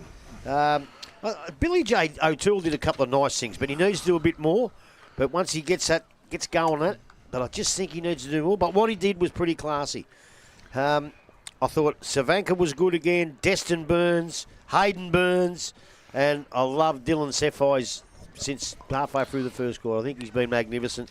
On the other side, I think Godwin's got his kicking right. It's pretty good. Yates has played an absolutely fantastic game. Sam Harmer come into it a bit and did a bit of the hard work. Daniel Maher looked dangerous and had a good run in the ruck too, which he's probably not quite big and strong enough, but he did really well. And young Tyron Lynch kicked a wonderful goal towards the end or in that quarter. So, let's hope Bellpost Hill can go bang, bang, bang and kick a couple with the breeze and make it even more entertaining than it's already been. Quickly around the ground, 65, Werribee 54, Thompson 92, Bannockburn 70, Inverleigh 69, East Geelong 63. So Orange sounded here to start the last quarter, ball in the air, and again this time they've got Godwin in doing some ruck work, so they split that around today, which is good. Takes a little bit of pressure off. It's Harmer who tries to escape with the ball, got the handball over the top again. James goes after it, with him is Collins, but James persisted over the top of the ball. Go and find a gate, mate. Godwin is trying to take the ball, but he's been sat on by Matty James, and umpire will come in and take possession. Belmont 19, Geelong West 1. So the ball now thrown up once again. Ball comes out of the contest. Herman picks the ball up. Little boot into the half-forward line, but Mark is taken away out there straight away by Doyle. So the ball is going to come back the other way now. He goes out wide towards Taylor. Won't want to go much wider because that's out of bounds on the full. Yeah. So it's not a good kick to start proceedings there. Lara are 5 points up over South Barn, Grub. Oh, jeez. They got beat by North Shore last week, didn't they? Yes. So we're just looking now for the ball to be brought back into the field of play. It's going to be picked up there and cleared in there by Norman. Goes long into their forward line. Yates picks the ball up. Handball goes out the back to Jones. Jones goes back further afield. And again, the ball's put high in the air. That might be by, not too sure that was going to be a free kick to Bellpost here. Herman it was it? And it's going to be a free kick going to, I reckon that's McIntyre. Well, they probably, no, it's not. It's Joe Flaccavento. Flaccavento! You're guilty. Well, McIntyre's everywhere, and he was everywhere last week. He's everywhere this week. All over the ground. So Flaccavento is going to be looking at kicking the first in the last quarter, and hopefully a little charge for the Bellpost Hill side. Straight over the umpire's head again. And it's 7-8 now to the Bellpost Hill side. They trail Corio on 14-4. We've gone just on 2 minutes. Connectel final quarter scoreboard. How lucky is this goal umpire? He hasn't had much to do. It's just every kick down there's gone over there, straight over his head. That's the one they wanted. To get back into the game, they needed to kick one early. They did. You're right about McIntyre. He's been everywhere. It's the one who didn't come in and join in the halftime spread with us. But there's 2 more goals here. 2 more goals, and we're back in it. 2 more. There's the plea from Grubby. So Godwin and Taylor are about to go to battle again. Ball in the air. Neither ruckman wins it. I think Godwin actually took his arm. But anyway, Collins picks the ball up now. Gets a handball across. Nice little hands there to Godwin again. Cotter flies, brings the ball to ground. Oh, no, not a push in the back there. Fighting for the ball just inside the bell post, still forward 50. I got Cotter right that time, Grub. I've had me nap at 3/4 time. I'm a bit better now. So anyway, ball in the air. So Taylor, Marfly, ball heads down. Godwin picks up the crumb, gets the handball out. Harmer there fighting for it. Ball spills free, picked up there by Herman. Herman feeds out the handball. Ball now forward, going backwards again to Smith. Smith couldn't take the ball. Now Stacks on the mill out that side. I reckon that might be no. He's got it out. It's all right. I just called Jones Smith and he didn't pick it up, mate. Thanks, Grub, for leaving me alone. You know, Smith and Jones. I haven't had any sleep, you know that, so it's fantastic. Ball in the air now. Angeline throw ball up on the 50. Handball quickly out here. Clyden runs onto the ball onto the left foot. Bit of a scrubbing kick, but gains 25 metres. Coming back the other way now. Keep ball moving forwards. Very good play. Kicked off the ground there. Inside forward 50. Soccer back the other way. And, okay, we'll take it. So Godwin now has the ball. Inside the centre square for Belpo still. Looking for options down the front. Yates flies at the back, gets his hands to the ball. Roved at the back. What's the umpire saying? No, it was a whistle from the netball I heard there. Handball comes out again. Big over handball. Norman goes for the long way out to Benny Muir. Muir goes without it. Picked up there beautifully by Kefai. Here he is again now. Goes to Matty James. Quick burst of speed. Handball up here. Finds Keeley. Keeley goes back to James. Put the Shepherd on. Yep. James now looking forward. He's run a long way, but he's got rid of the ball over the back here to Savanka. Beautiful kick, Jamesy. Savanka now looking for the move. That's a fantastic kick, well weighted. I think Carr got interrupted by the sun there. Kerrins picks the ball up, gets the handball out now to Clissold, to Belposil. Back to Teakin. Teakin goes out wide, looking for finding Herman. Herman runs down the far side of the ground now. Nice long kick down the line. That's good, and that's Norman now trips the ball over the top. Finds Mackay. He gives the handball out again. Belpo still moving the ball beautifully here. Sidestep, got caught there, Norman. Umpire said holding the man, I reckon, here. I already said after he got rid of the ball, yes. That's what's happened. So, Josh Norman, who's been very good, I think, for Belpo still today. Been pretty good, yep. We'll take the resultant free kick. They were moving along quickly now, but Corio's got time to get numbers back. So, he's got Herman short if he wants him on the wing. He ignores that one now, and he went a bit probably too late looking for him. But anyway, chips long down the line. Nice kick, great hands. That's is that Marr with the ball now? Chips, Clancy. No, Clancy it is too. Goes over the top looking for Yates. Yates couldn't quite hold the mark now. Handball back out, finds the way to Door. Door goes out wide again. Running out of defence now. Corio finds Keeley. Keeley on defensive 50 now. Steadies the play up a bit. Gets stagnant up forward. He's got short options. He's asking for players to move. He finally gets a lead out there. Oh, hey! Oh, look out! The Rattley's Mark of the Day contender! Oh, boy. Fantastic grab. So, anyway, driving the ball back forward now for Belpo still. Looking for, wasn't Yates? No, it wasn't. It was Clancy again. He said he's got, McKay's got a bit bigger. He said he's just got to start holding those anyway. Ball forced to Keeley. Keeley goes over the top. That Dixon with the green boots goes in short. Nice kick. Nice kick. Finds Burns. So Burns steadies things down on half back here for Corio. Looking at his options. Chips one just over the top, but it's going to be cut off here. And, oh, no, he's played on straight away. The umpire's going to say holding the ball. No awareness there. Was that your mate McIntyre that time? Martin. Oh, sorry being facetious, mate, but yes. No, that's right. It was Martin.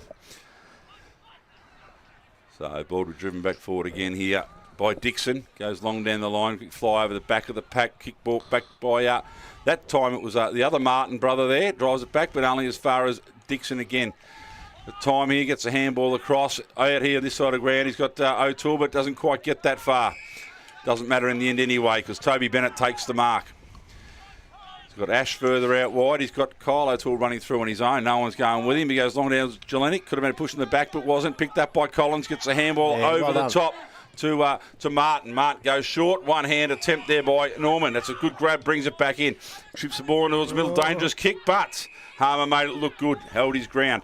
Now chips it out towards Yates, who's found a bit of space up forward. Closed down space was fantastic there. Bennett. Ball brought the ground, Yeah, ball brought the ground. Fighting up here on just outside 50 now. Players wrapped up. We're going to have a ball up. We've gone 7 minutes. Connect our final quarter here at All in One Park. And that was of the Toby variety. Great sport. It was. Yates does the ruck work, taps the ball back, goes to, it didn't actually get picked to Herman, but it picked up by Jones. Jones goes backwards. Handball comes out to Edwards. He goes into their forward line again. Toby Bennett read that nicely. Takes the mark. And he will now go short out wide. Kefai, I think it is out there. No, it's not. It's Bartolo. Couldn't take the mark, but he kept the ball alive, did that nicely. Jelinek picks the ball up. His kick wasn't that flash. I don't know what he was trying to do, but he's found his teammate out there. So we'll say it was a good kick in the end. Yes, you do. He was trying to kick it. He just didn't do it well. He just didn't do it well, but I don't know what he was trying to do. So ball up will take place on the far side of the ground, just outside forward 50. Taylor over the top, taps the ball down. Tackle's laid straight away. Ball comes out in that tackle. Umpire allows things to go. Sits on the outside now, blows a whistle and says, let's have it back here. So another ball up, similar position. Ball thrown back by the umpire. Yates does the ruck work, taps it out, goes towards Harmer. Kicks the ball along the ground. It goes over the boundary line. We'll have a throw-in which will take place right on forward 50 for the Bellpost Hill side. Anarchy by 5 points over Werribee. Thompson 23 points Bannockburn. Inverleigh 2 points over East Geelong. Belmont 20 points over West. So ball out of the contest, picked up by Yates, goes in towards the centre half back position. It's picked up out there by Doyle. Little boot and the ball was okay because it cleared the contest. Putting the ball up now was Martin, goes into their forward line. Mark and/or free kick has been given. It looks like Flacavento once again will go back and have a chance to kick his second of the quarter. And the 8th for Bellpost Hill.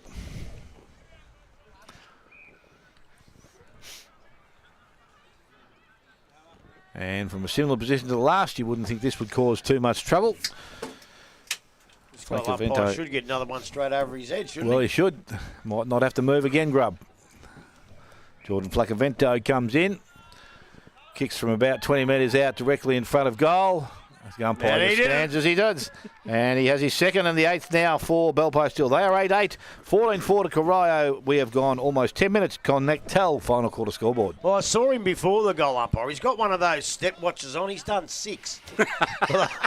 They just keep popping it over his head. But that's what they've got to do. I tell you what, how many minutes gone? 10.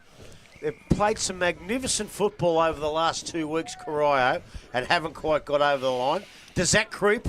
Does that creep into your mind and think, oh no? So they've really got to get the next goal and just steady themselves a little bit because the desperation will creep in because they're playing such good footy and haven't been able to muster a win. So ball in the air now. Yates back in the middle, wins that one down.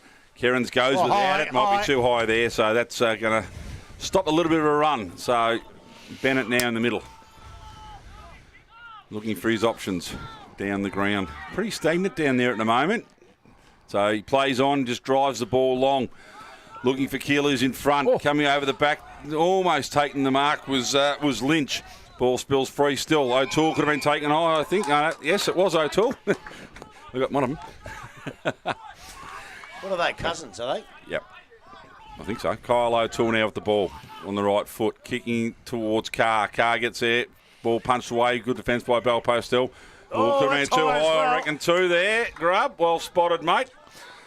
And that's Josh Jelinek, who's wandered to the other end of the ground. So he'll be kicking from right on 50, and if we have been right so far today, Grubb, there's a little bit of a breeze blowing down that way, so it'll take every bit of his kicking ability to reach this one, mate. Yeah, it will.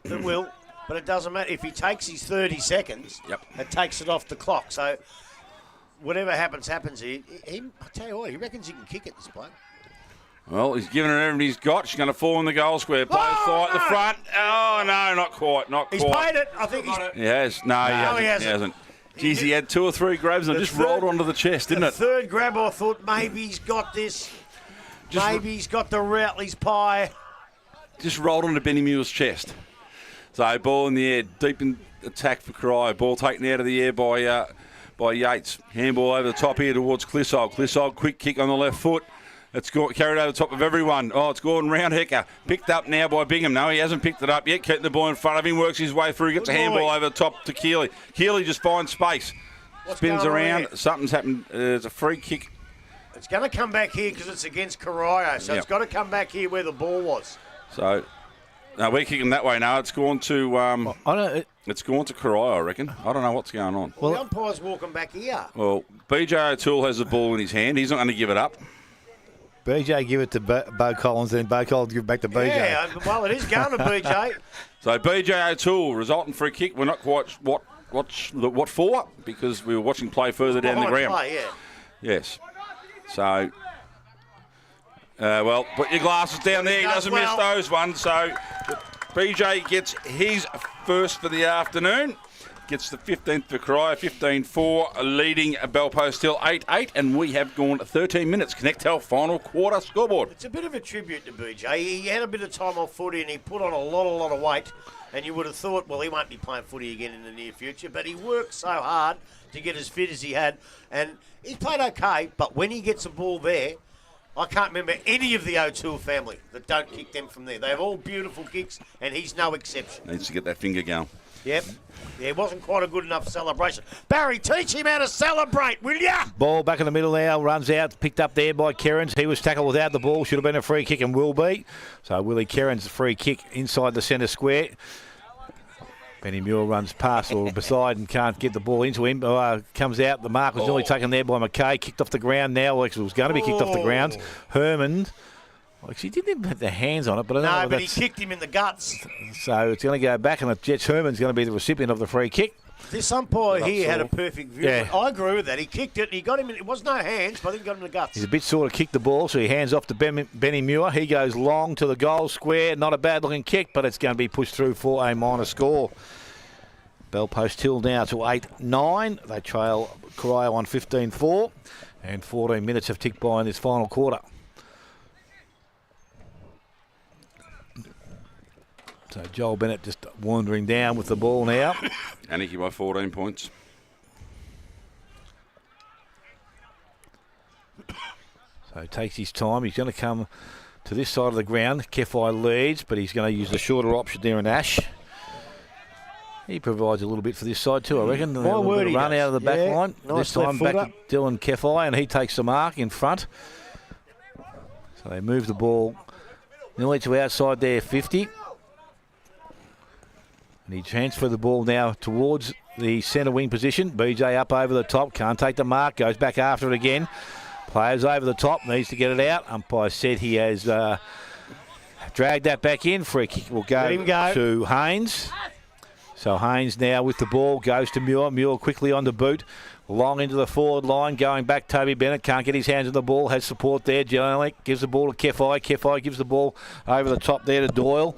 Doyle hasn't been as clean as he normally is today, but he's had possessions. Ball comes back inside, and again, pressure's applied. Well, that's in the back. Umpire said there's a push in the back.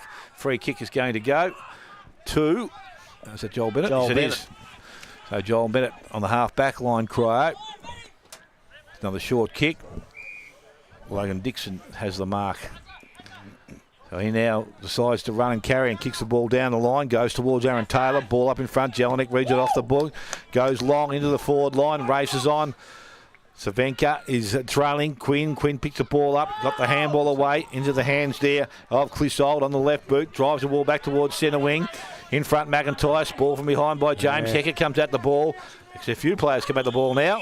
Ball goes over the boundary line, and it's going to be a throw which will take place. Do you see the experience of Matty James there? A lot of blokes would have tried to mark that. He knew he was never going to mark it, so he got the fist to it. That's just another part of disciplined football, which Corio have in their side now. So the ball's now thrown back in. Ball going to go at the back. Godwin taps the ball down. James was going to run onto it, but it's picked up out there. The handball comes back inside there by Martin.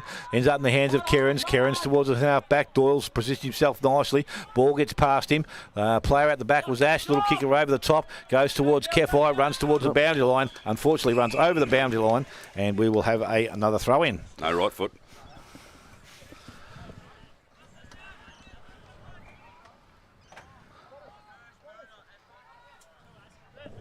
So thrown back in again by the umpire. Taylor front position, down to Collins. Collins handballs to Benny Muir. Kick smothered. Matty James just taps the ball away into the hands of Joel Bennett. He is tackled. Ball comes out. Picked up there by Hall. Tries to force his way through the contest. And it's not going to come out of there. Umpire correctly calls it. And will take possession of the ball. And let me add to that. Discipline is just not whacking blokes. discipline is doing the smothers, the tackles, the punches and behind. And Corio have got that in their side at the moment. The ball is to hands this time. Joel Bennett once They've got again. this one Round too. the butler he goes. Into the forward line. BJ just tried to tap the ball on, but went back and collected himself. Had a little bit of time and space. Gets out of trouble. Eludes one, puts the hands in the hands of Burns, who goes into the forward line, going across. Good mark taken out there. I think that's Ma who's gone back now. He plays on and goes quickly to the centre of the ground. Kick wasn't great. Straight into the hands of Bingham, and the ball is going to go quickly back the other way. So Bingham now from the centre of the ground goes long into the forward line. Ball marked, not taken at ground level, goes towards Carr. He doesn't pick the ball up. Tapped along the ground there by O'Toole. Back towards Byrne again. Left boot goes back towards the goal square. Clissold nearly had it, but couldn't control the last bit of it. Picked up there. Jelinek gives the handballs out. Goes to Savanka. He's in trouble now. Tackled by Quinn. Brought to ground. Umpire lets it go. Ball comes out, and he says now it's incorrect disposal. He waited a long time to do that. I don't know what he was going to go for. back to Sammy Quinn, and he wasn't transfer. He's going to go across the face of goal there, I thought, but the side's better against it. Now he's going to play on.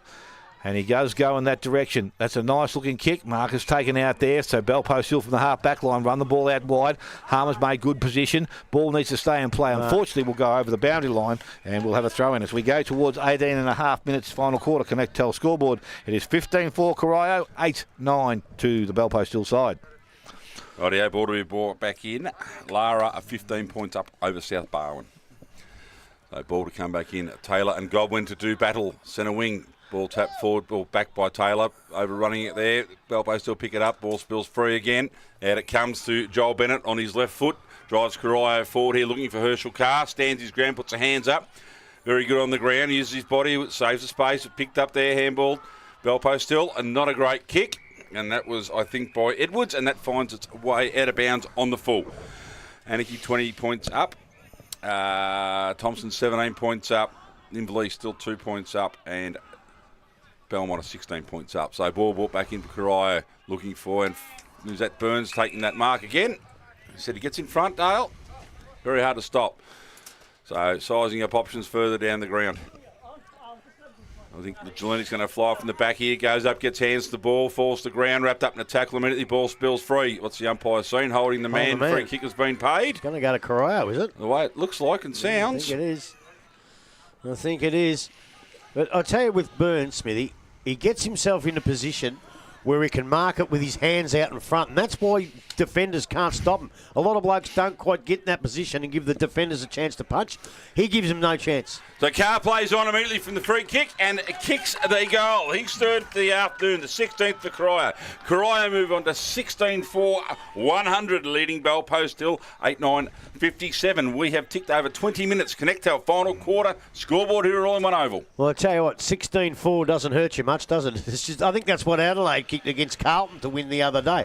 You kick straight and get 16 of them, and you're going to be hard to stop. They've just been so good in all areas of the game. I thought they were good first round, but they're even better today. And just on that Anarchy score, as much as I hate it, isn't it good that the top undefeated side can get beat by a bottom side who hasn't won a game? And that's going to continue to happen like that all year. Thompson against Bannockburn.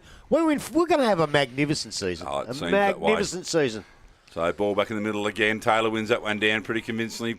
Collins ends up with the ball, but a free kick has been picked out.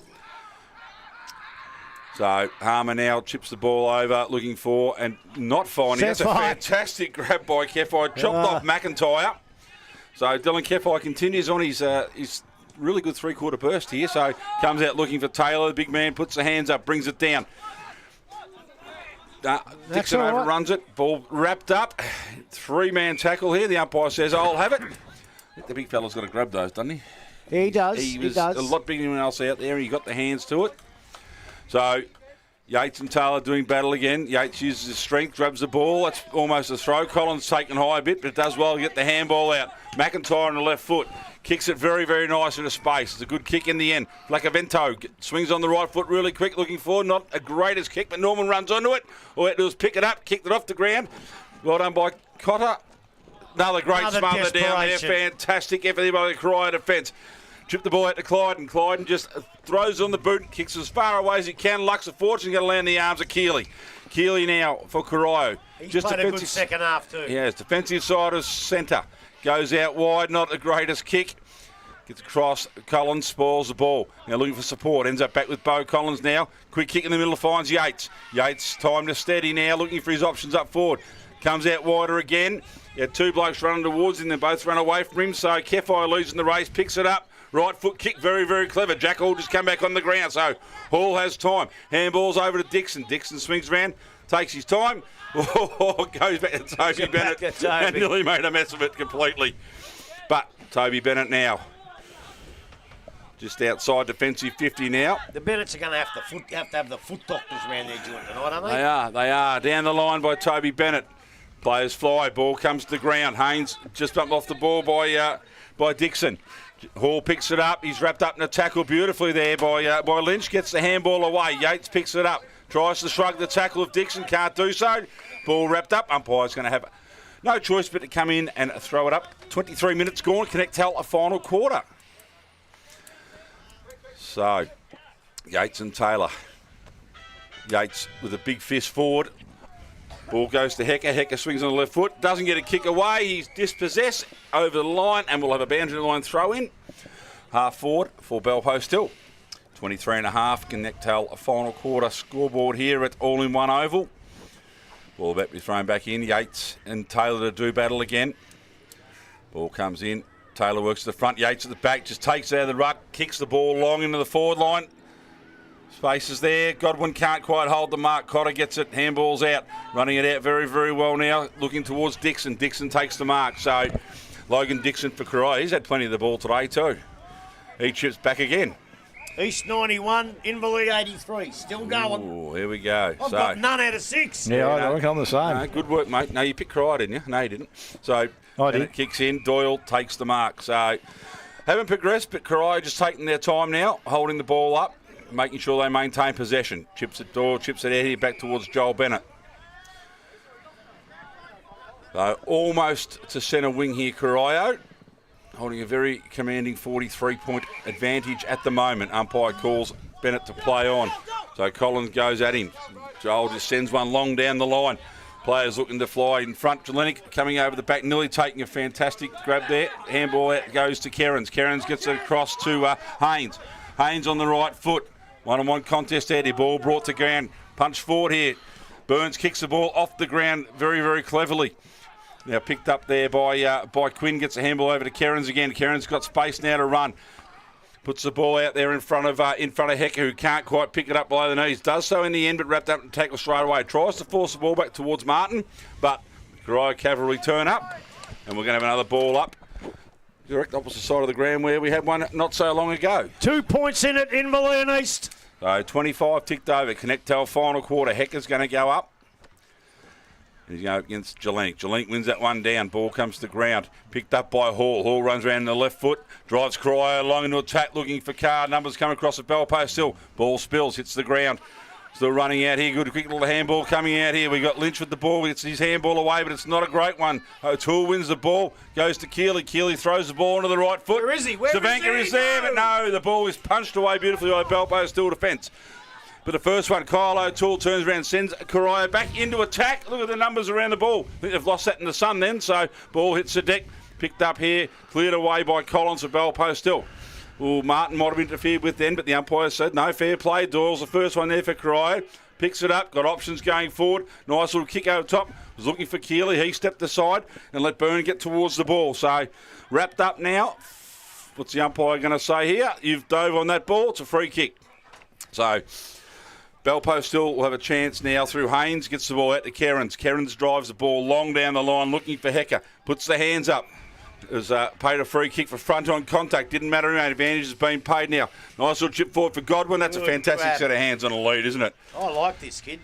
Norman looking to find space further down. Godwin didn't think he had the journey in, but now he has gone back. So he'll be kicking from just outside the 50 here, I think. Runs around, gives himself a bit of a chance. Siren goes.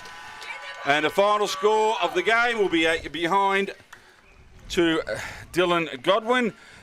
10th behind for Bell Post Hill. The final score sees Corio 16-4-100 defeating Bell Post Hill 8-10-58. Dale, goal kickers please, mate. Yeah, it's for the home side, Brock Savinka with 4-3 each to Carr and Joel Bennett. 2 to Destin Burns, and then 1 each to BJ O'Toole, Hayden Burns, Jacob Clyden and Dylan Keffi, and for Bellpost Hill 2 to Jordan Vlacavento, both in the last quarter. Josh Norman with 2, 1 each to Yates, McIntyre, Marr and Lynch. We're going to take a short break and come back, and hopefully we can have some final scores from around the league. You listen to 94.7 The Pulse, your home of local football.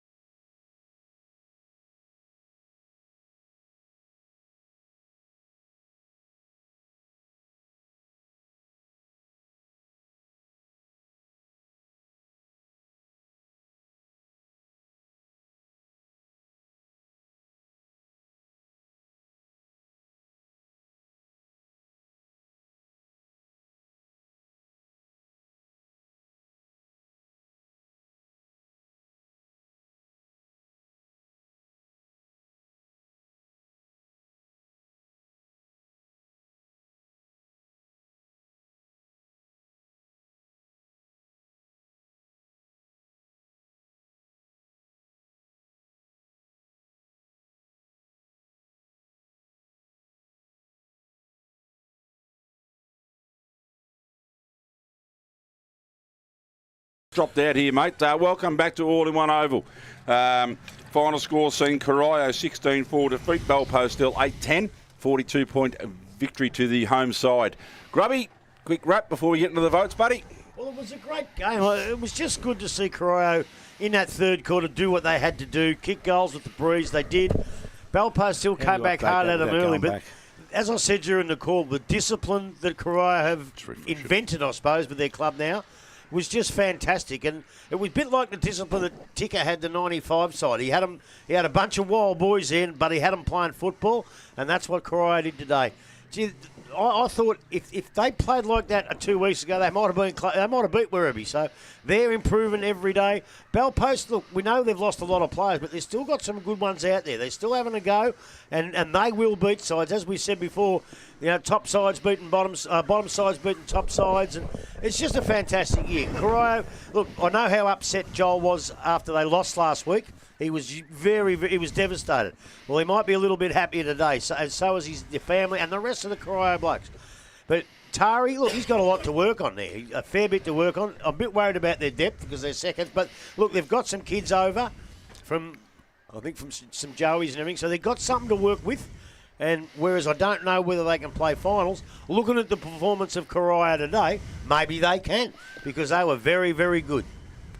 They were. Dale, thoughts before we get into the votes? Yeah, no, mate, I have to agree. It's nice to see Corio play that full 4 quarters of football. It's something that they've been working on for a long, long time. As I said, they've been inching towards it each week, and today they finally were able to achieve that. They were a little challenge early in the last quarter from Bellpost Hill, but again, when you're trying to kick 7 goals in the last quarter and you've only kicked 6 till 3-quarter time, it does make it a big task to answer to. But as I said, pretty impressed with their performance today, and probably some really good 2 or 3 quality players, but if you went through the rest of the group, they all had to do the little bits and pieces to get the result today. They all contributed. Yep, I agree. So it was more like a team effort with a couple of blokes that were just probably standouts for the day. Bellpost Hill, you've got your normal workers there. You know, a lot falls on the hands of Jack Yates and Bowie Collins. But having said that, today I thought Dylan Godwin got better from the first quarter. I thought he was a little bit lost in the first quarter, but they put him back behind the ball. He got confidence and they threw him forward. He's going to be a good player for them in the future. Norman was good for them, I thought. He got involved in the game. Clancy McKay, I think he's going to be good for him. He's got a bit of height. If they can use him up forward a little bit more, as I said, it's nice to see Yates getting that cut out from 2 or 3 blokes during the quarter. That helps him out. You know, Sammy Quinn was good, Cairns was good, Semi Harmer was good, Herman was good. So they have got some good players in their side. But I think, as I said, they're going to take a little bit this year to get themselves and rebuild. But I think 12 months down the track, a few more names come back into this side, and I think they can be again back up the top of the ladder. Yeah, I agree. All right, some scores. Anarchy 26 points up over Werribee at the moment. I think that might be the final score. No one knows. Bannockburn 3 points behind Thompson, 13-14 to 4-11. We've been told East Geelong have won. Who sent you that? Yeah, Neville Whitley. Oh, well, he's not going to lie to us. Neville Whitley never gets it wrong, especially when it's about East. And he's out there. And he told me during the week. It was 2 points on our thing over the Inverleigh in front. Inverleigh in front, so it hasn't updated. Neville said it's over here. And I tell you, is. I rang him, or he rang me during the week. We had a chat about his young grandson who's playing very well. Neville told me that he himself was an absolute superstar, one of the best players the GDFL's ever seen. So as well as being the best president we've ever seen, I'll be keeping my job for just a little bit longer. You're not bad, mate. Not bad at all. And Belmont 26 leading West 8, of course. Winch play North Geelong starts in about an hour. So anyone from Bannockburn got an update, please let us know, because the Play HQ seems to be not cooperating. Want me to ring Ronnie? He'd probably take your call too, Grub. So anyway, all right, gentlemen, we've seen a cracking contest, but I think there's been a few standouts. Grub, would you like to go first? No, I went first last week. Okay, Dale. Well, I've given 1 vote to Semi Harmer. I thought he was a good worker all day for the Bellpost Hill side. Oh, no. Got in and out underneath the contest, and I looked through the side. Yates was good, Goodwin was good, but there was a few other in there. But I think the 2 votes from me went to Toby Bennett. Was really good across the half-back line, set him up early in the game, was very strong. And he's a good user of the ball and gets a lot of it. And Joel Bennett, for me, was the best player on the ground today. As I said, I don't usually give Joel votes because I think he does a lot of the work but back behind the ball. But I thought today, every time he got the ball, his kicking to precision was very, very good. And today he warrants me giving him 3 votes. And he's kicking for goal. Yes. Well, he's kicked 3, so you know he's a beautiful kick when he gets it. I think you said it during the call, Grubby. It was a scrappy bit of play, and then suddenly it landed in Joel's hands, and that class was just unbelievable. All right, mate, what do you got for us? Well, I got apologies to Yatesy and to Godwin. I thought they were both very, very good. I had Sammy Harmer in my top 14, just. I gave 1 vote to Dylan Sefai. I thought he was absolutely fantastic. I gave 2 votes to Joel Bennett, and I'm usually the one that gives him 3. But I just thought today Toby Bennett was even extra special, even better than Joel today. And I'm giving 3 to Toby. I thought he was fantastic. Well, no pressure at all, is there? Yeah, there is a lot of pressure. No, there's not. There's no pressure at all. I really don't care. Oh, common sense might prevail here. Well, it's not. If it's coming from me, probably not. Can you give him 2.5 each and send them both? No, I can't. But I hope one takes the other, wouldn't you? No. Look. I gave 1 to Josh Norman. I actually thought he was very, very good. He's a slight young kid. Oh, jeez. I actually thought he went quite well, and I thought he was probably Bellpost Hill's best from my. But I've had a bad day, Grub. You've had a bad day, and you continue. Now, you reckon he was better than Yatesy? You've got to. I do. Yatesy just expect that from Yatesy every week. In everything. I gave 2 to Joel. I thought Well, I'm with you, Dale. I thought he was fantastic. I just think he's got to not take the kick-outs. So that was it. And I gave 3 to Toby Bennett, who I thought was absolutely outstanding all day. Just fantastic. He's a rock down there in defence, and he just knows how to read the ball, get there, clutch plays, pushes back, fills in the space. I just gave him 3. So that makes Toby with 8, Joel with 7, and 3 blokes with 1 vote each. So Toby Bennett is our Hotham Player of the Day. Not really. Because I've just said bug you blokes and given it to Brock Savanga. Why do we bother then? Maury, as you were there, Yes, I know. he gave us 32 best on the ground cards Yes, he did. for 18 games and finals. And it's at my leisure to try and pick, especially, I'm going to go for young blokes who have got promise and all that sort of stuff, right? Okay. I went for Caramello Bears Saluba and gave him one in the first round. So he's going to get it's like what do you call it? Incentive or Incentive award. Encouragement award For young blokes who do really well. Does he get a cheeseburger, a small fries, and a small Coke? Does he? No. What is it? He's under 10s. Gets the Wagyu steak, the whole Wagyu works. steak, the whole works. But you're right, because I've got so many, I'm allowed to give out 2. Yeah. And of course, Toby Bennett's great effort will get him the Hotham Hotel dinner for 2. Player of the Day. All right, Grubby. Thank you, Dale. Grubby, do you remember our sponsors, mate, for the day to say the last thank you? Remember them. They are that fantastic. Of course I remember them. Rattley's, who had the mark of the day, the big men fly for the Rattley's pie. Kempy Engineering today had the goal of the day. Plenty of contenders for that. And as I always say, if you're thirsty, you need a drink. If you're in the east, go to the Comnafoon. There's none better. If you're in the west, you get to the yards. And, of course, if you're in the city still and you're looking for a place, go and see Maury. He'll be there soon if Inverleigh got beat. He'll nick straight off and go straight back to the Hotham Hotel. He does anyway. Let's thank Corio Bay Health. They've done a magnificent job. Athlete's Foot and anybody else that wants to kick a few dollars in. Thank you very much. Thompson have beaten Bannockburn by 5 points. Oh, what a round of footy. Oh, where are we going next week? Oh, the big Anzac. Thursday. Big Anzac Day clash Thursday, as we know. Inverleigh Bannockburn at Moreton Power Oval. Both, as we understand, being beaten today. Neville wouldn't lie to us, we know that. Oh, no. But next Saturday, what do you got for us, Grub? Well, read the games out, Spide. Sorry, mate, I will certainly do that for you right now. The games next week are as follows. Obviously, the Thursday game. Belpost Hill, Werribee at Belpost Hill. What a great contest that's going to be, but no. Geelong West Giants versus Anarchy. Oh, another terrific game, but no. Belmont Lions versus Thompson. Oh, I tell you what, that could be the second match of the round, but we're not going there. Corio Football Netball Club versus Winchelsea Football Netball Club. How good's that going to be? And again, no. That's it. That's the games. Okay, what about the East versus North game? There's no, they've abandoned that. They've abandoned it? Because guess what? East Geelong versus North Geelong. That's where we're going. Oswald Plumbing. Neville, please don't send consider. Just tell us you want us to go there, mate, and we'll do it. Simple as that. So, well, East great winners today. And Past Players Day next week. Yes. So any other clubs have their Past Players Day, let us know. We are trying to get round to them this year, I think. Yeah, as long as they don't clash with the Werribee one, we'll Werribee's round 16. We discussed that this morning. Yeah, I might be back on the grog by then. But this is the case. If we're going to Past Players Day in this league, it means we've got to go wherever Dale wants every week because he's played at every club. Oh, well, we'll even go to Bell Park one week if you want. And Geelong. We go to Geelong for all the premiership reunions. He's not saying much, is he? He's just not saying much. I got one at Bell Park this year. Have you? Yeah, 40 years. 40 years. So the year before you won 3 at Geelong? After. Oh, it is too, yeah. It was 81, 82, 83, one at Geelong. Then 80, 81, 82, and then 84, Bell Park. 84 at Bell Park. Well, that's fantastic. Let's get to Elvis. All right, folks, get to Elvis Steele. Thank you very much. You've been listening to the GDFNL broadcast on 94.7 The Pulse, your home of a local football.